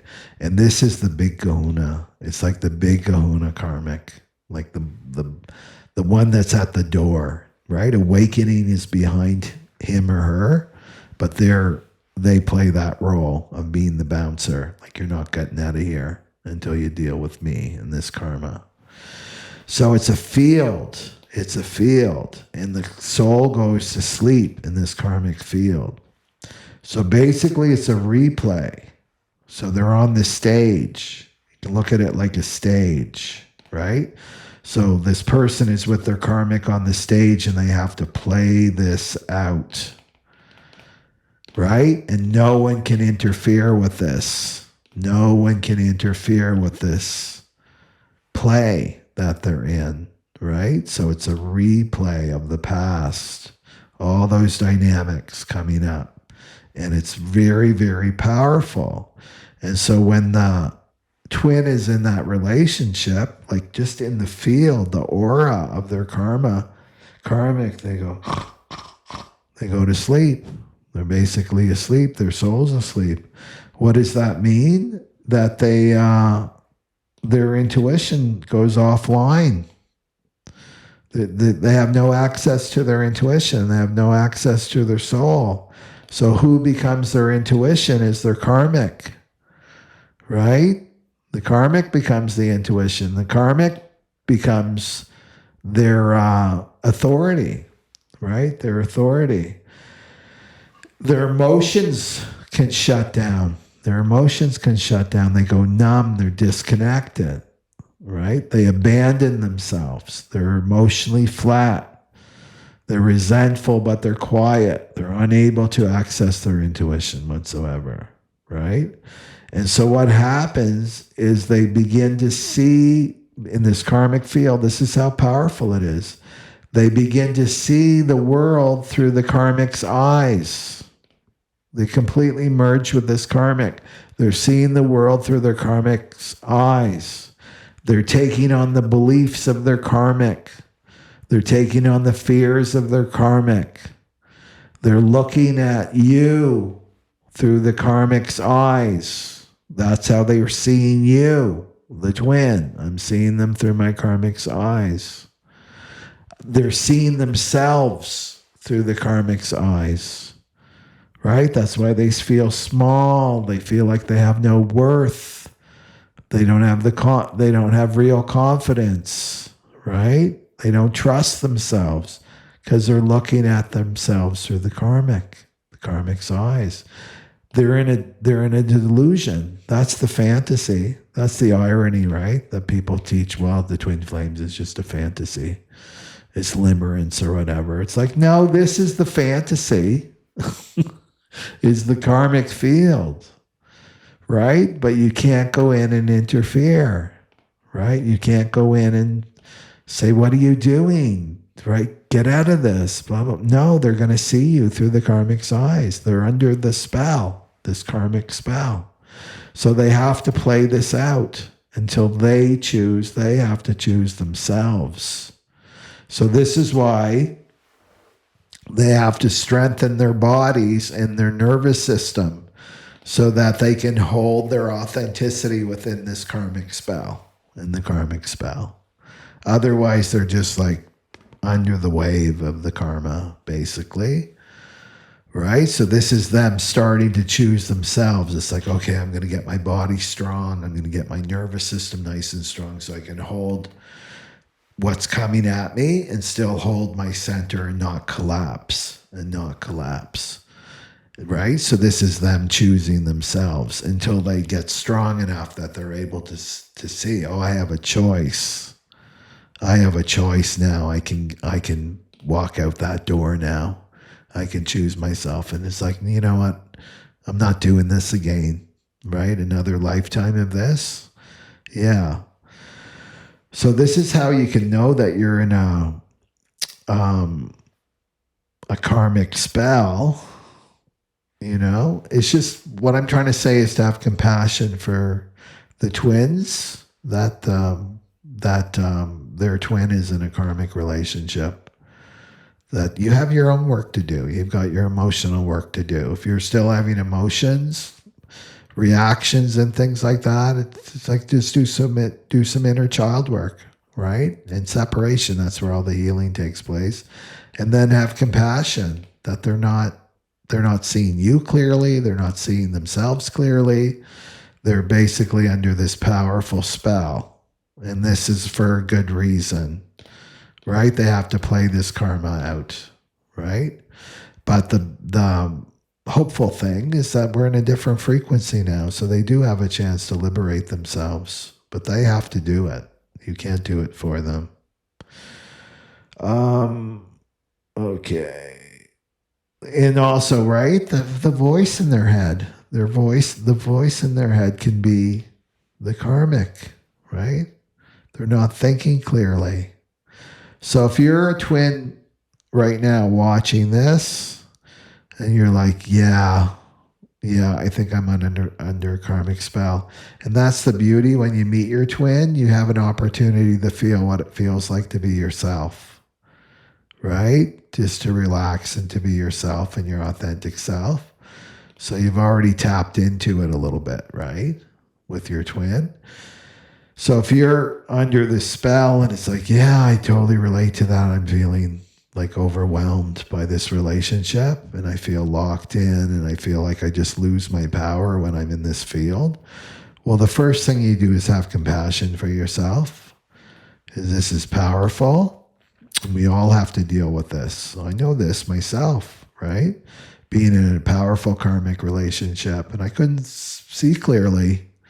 Really, I couldn't see clearly, and it was like unaware that I was taking on her belief system, and I was seeing myself through her eyes, which at times was not good, you know, and feeling small, and I've got to like I'm too much to hold myself back, right? I'm double Leo. I'm like super passionate and fiery, and I felt like I had to hold that back, hold back my authenticity and who I am, right? And then just one day, the transits were right, everything was correct, and it was like the lights came on. And it was like, oh, wow. And I'm looking around. It's like when you're in a movie, you're in a movie theater, and the end of the movie and the lights are coming on, and then it's, oh yeah, I've been watching a movie. It's like that. It's disorienting, right? So that's what it can be like, right? In a karmic relationship.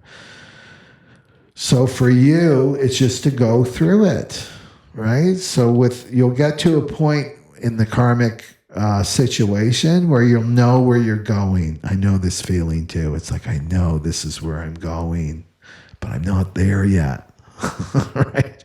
I'm not there yet. I'm still in this situation. So you just hold steady.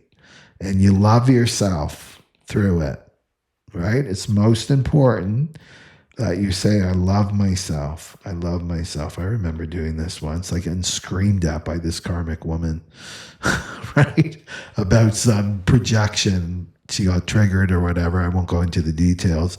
But I remember saying that to myself. I love myself. I love myself. I love myself. Like met inside.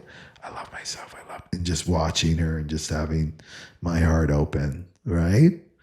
And that was like that was my test. And then I was released out of my karmic situation. Like right away I was released.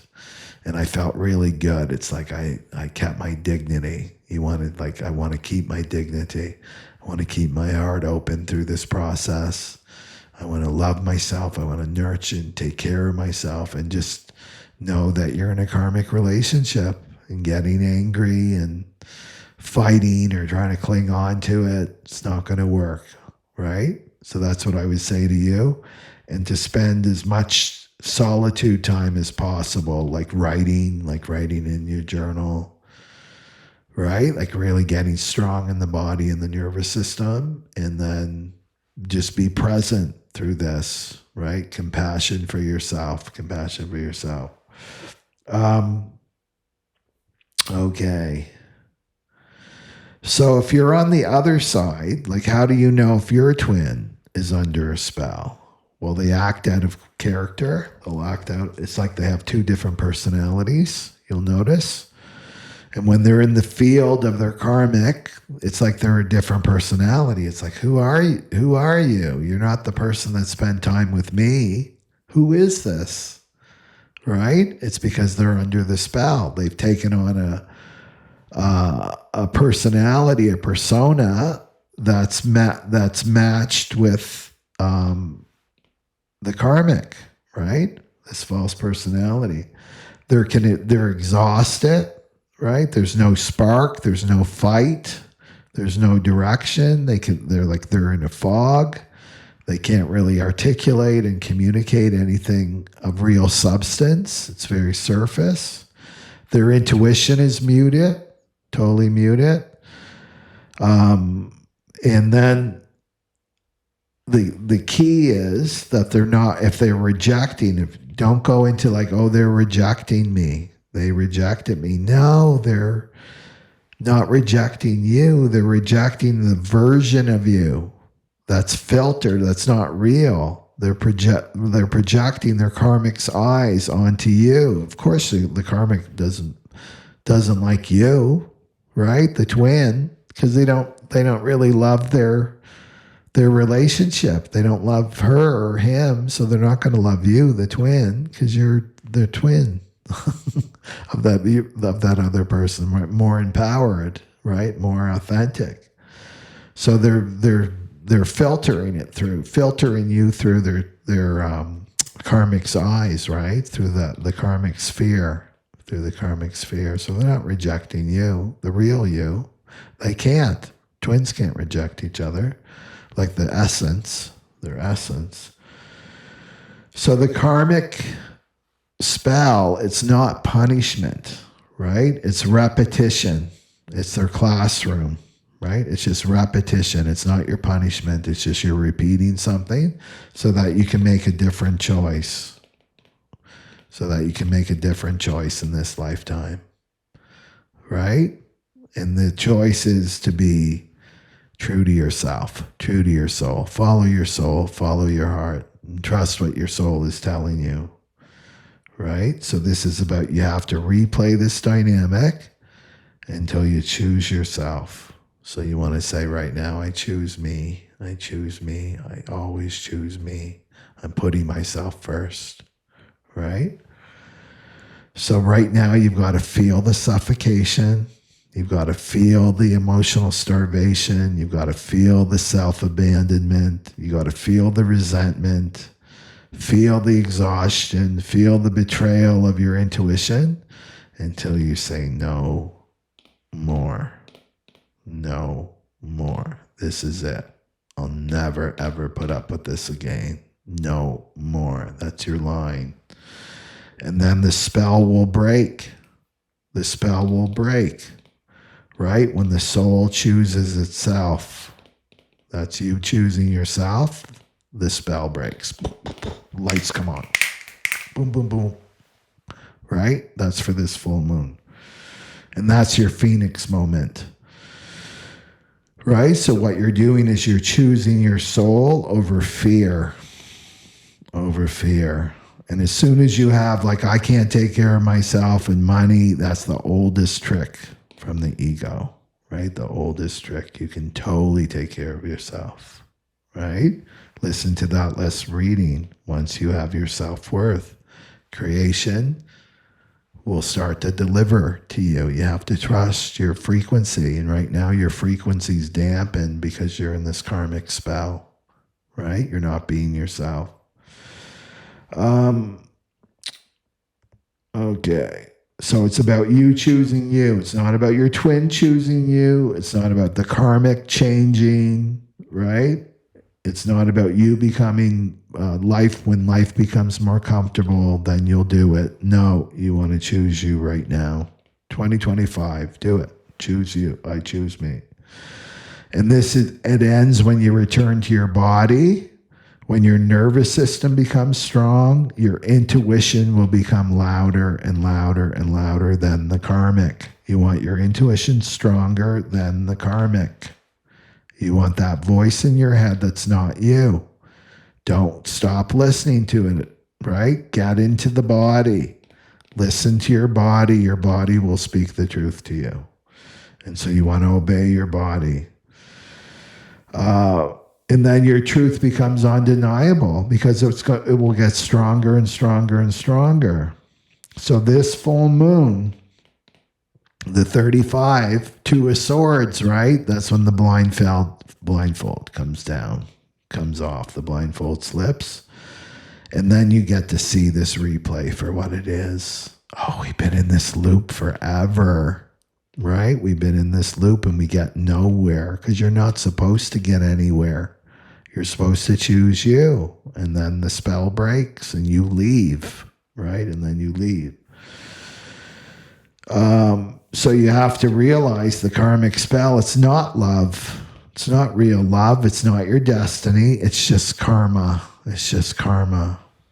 A contract that your soul is strong enough to end. Your soul is going to end this contract, right? Not your ego, right? So a karmic relationship is where your soul forgets itself. Karmic relationships when your soul forgets itself. A twin flame connection is when the soul remembers itself. Do you see the difference? Your twin flame connection is when your soul remembers itself. A karmic relationship is when your soul forgets itself. So the journey between this movement, right, from karmic to true twin flame, that's when you have to choose you. It's all about being self-sovereign to be in a twin flame connection, right? So hopefully that will help people to understand this a little bit more and have compassion for your twin. The twin that's in this has to be in it, has to be in this karmic relationship. It's part of their learning and growing and evolving, and yours is doing that deep emotional work and being okay on your own, right? Not being all needy and clingy. That's codependency. Okay, so let's go for the twin flame reading here for the full moon. And there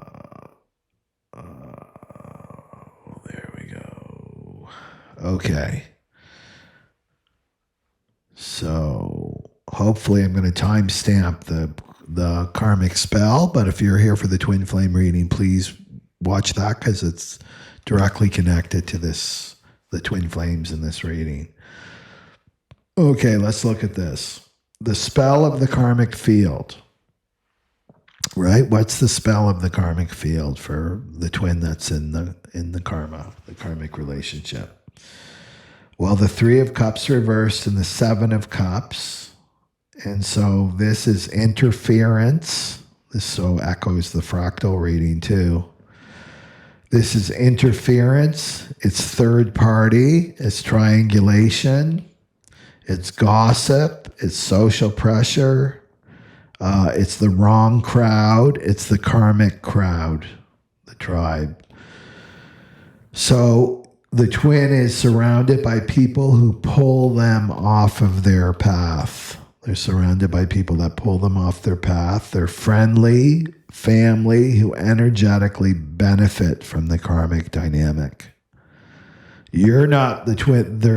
Your twin's not benefiting from this relationship. But these other people are, right?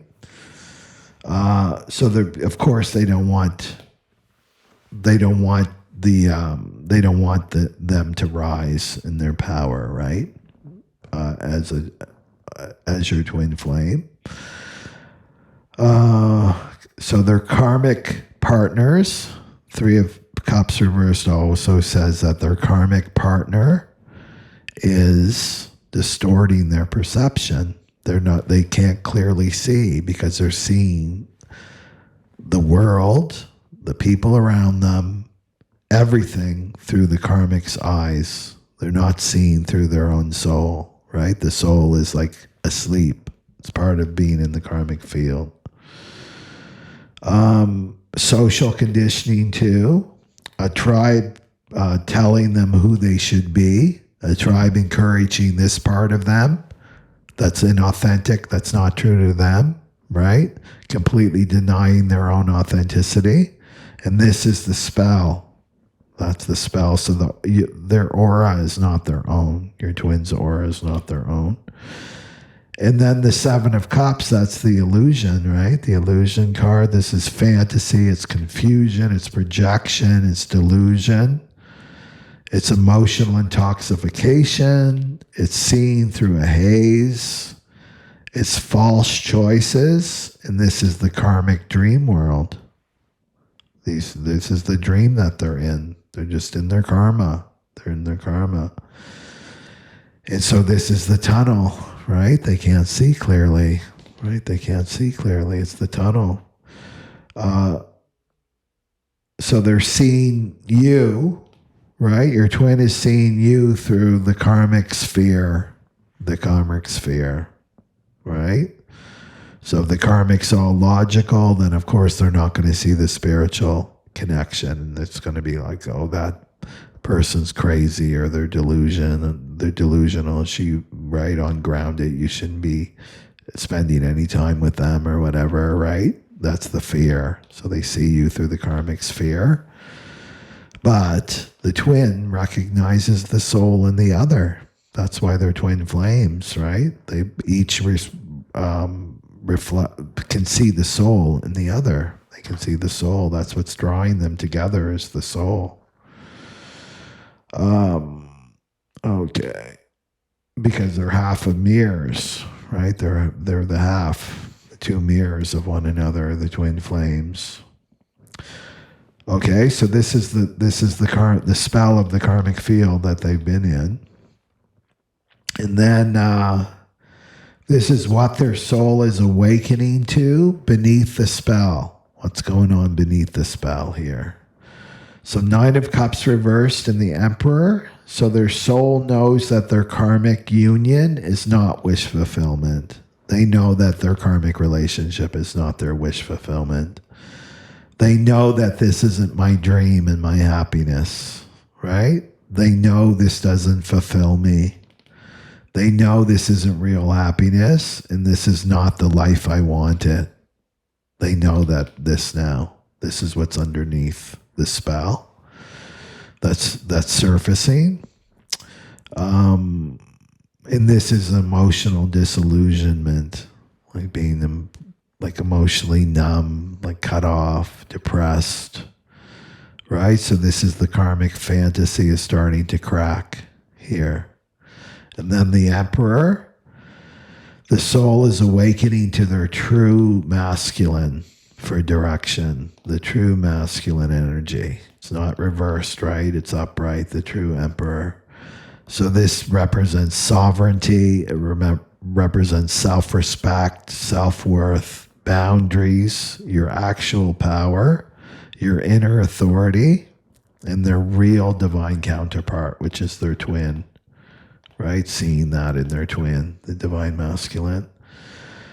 They know what a real masculine energy feels like, right?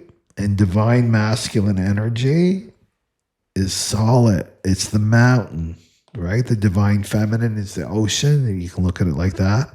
And the divine masculine is the mountain. The mountain doesn't collapse when the divine feminine collapses and finally relaxes into her body. The divine masculine doesn't collapse. The divine masculine is running around like a little boy, like wanting the divine feminine to be their mother, right? And be the strong one and the anchor. No, the divine masculine is there and present. That's a big word, presence. Okay. So this is the split, right? The split right here is the 7 of Cups, because you're learning through contrast, right? So the 7 of Cups and the 3 the Three of Cups reversed versus the true masculine template, right? So the twin is learning through this and that, through contrast, like what's real and true and what's false and an illusion here. So slowly waking up. The twin is slowly waking up to this. So the lesson that they must complete inside the karmic. So this is choosing themselves, but it's the high priestess reversed. The high priestess reversed here. So you must, what they're learning, what the twin is learning, what happens when they ignore their intuition. What happens when they ignore their intuition? Right? And maybe they look back just prior to meeting that karmic, and they had like a little intuitive voice, right? That says, no, this isn't it, right? I'm not feeling this spiritual call or whatever, maybe or some other kind of intuitive guidance that was putting up a red flag, right? Here. So the karmic relationship is teaching you what happens when you silence your inner voice, what happens when you abandon your spirit, what happens when you choose comfort over truth, what happens when you choose safety over soul, right? The money.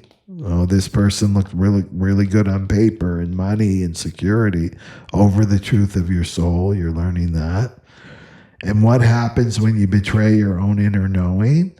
What happens when you listen to others instead of your higher self? And the karmic relationship is teaching you, when I betray my intuition, I suffer. I pay the price when I don't listen to my intuition.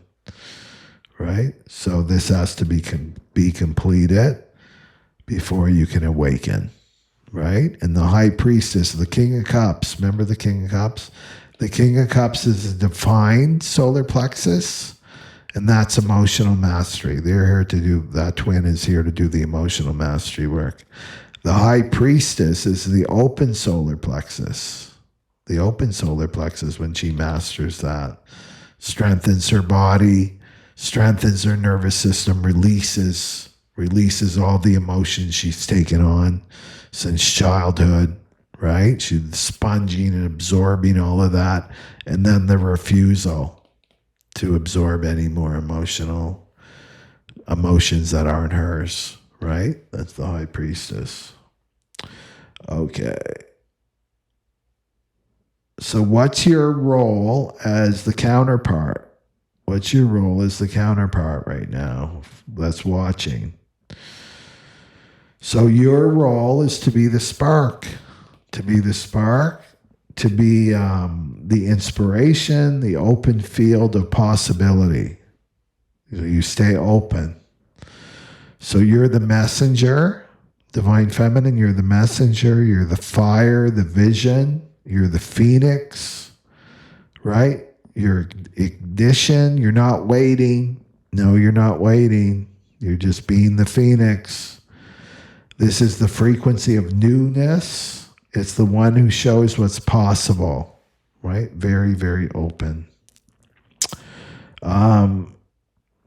And the full moon is in Gemini, and the opposite of Gemini is Sag. So you're very Sag here. Sagittarius, right? Open, but open for the adventure.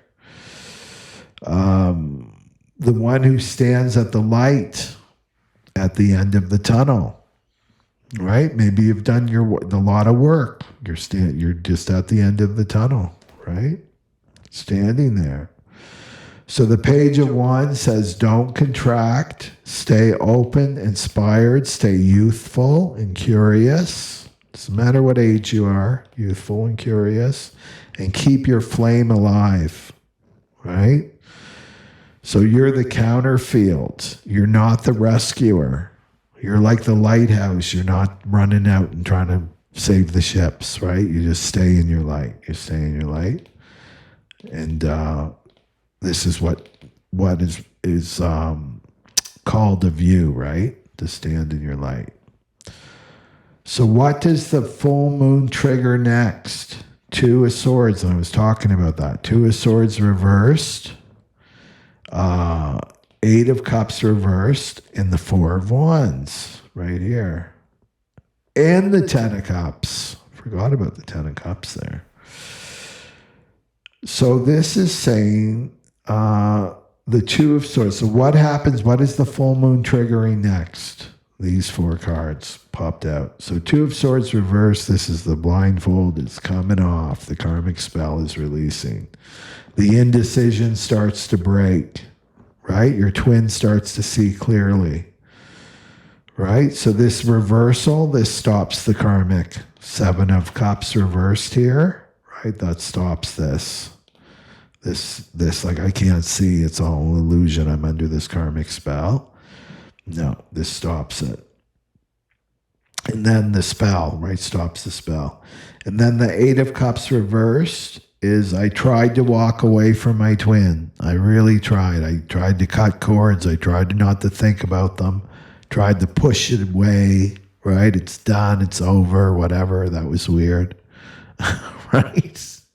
I'll never see them again or whatever, right? This is Eight of Cups reversed. So I tried to walk away, but I can't. I can't. They're always there. Their energy is always there. It's around me. It's in my presence, right? My soul keeps pulling me back to my twin. My soul is what's pulling me back, not my ego and my mind. My ego and mind are resisting it, but my soul keeps pulling like I can't get away. Eight of Cups reversed, right? So this is the return card. Right? So that your twin can't leave the soul connection. You can't leave the soul connection. They can't either. Right? So the karmic can't replace the twin flame bond. Right? There's only one twin flame. There's not twin flame karmic. There's twin flame. Twin flame is future. Karmic is past, is your past. This is about your future. Is your twin flame. And then the Four of Wands, this is the twin flame card, of course. And this is the homecoming moment, the beginning of union. Doesn't necessarily mean physical union, coming together, but it's you're both coming into energetic alignment. You're both coming into energetic alignment because of all the healing that you both have done in separation.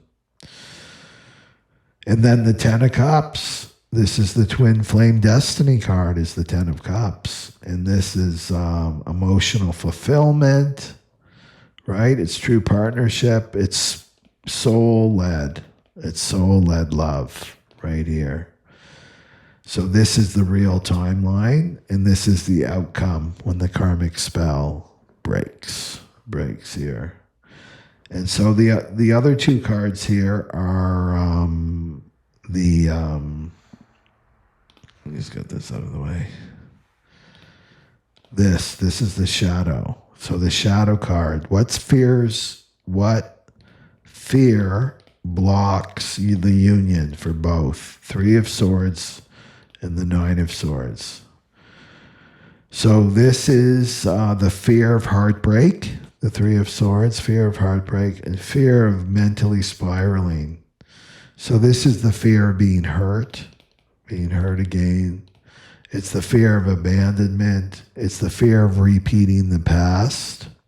Fear of destroying the karmic partner's life, right? So the twin that's with the karmic, there's the fear of I'm going to destroy, they'll be lost without me. I'm going to destroy their life. Fear of rejection, fear of failure, fear of choosing wrong, fear of pain, fear of emotional intensity, right? Especially for the twins that have an open solar plexus, right? This can be the twin connection, that wave is very, very intense, especially if the twin hasn't done their emotional work, right? That has a divine solar plexus. So there can be that fear of, it's going to be intense like it was before. But if both have done their work, then it's not, right? It's not going to be that way. And the divine will dictate that, right? Okay. And so both twins fear the pain of union more than they fear the pain of separation. They're both fearing the union part, right? In 3D. Okay, because the full moon in the Two of Swords is breaking the pattern, right? Right there. Breaking that pattern, breaking the I can be blind to this, right? I can be blind to that. That's falling away. And it's a fear cycle. Okay. Right? And that goes with the Nine of Swords too, the anxiety card. So they're swords, so it's all mental. It's all mental. Okay. So when the twin is inside the karmic connection, they're under a spell. And the Three of Cups reversed and the Seven of Cups. That shows us that. They're surrounded by the karmic tribe, the karmic beliefs, the karmic illusions, and they can't see you. They can't see you at all. They can't even see themselves, and they can't see the world through the karmic lens.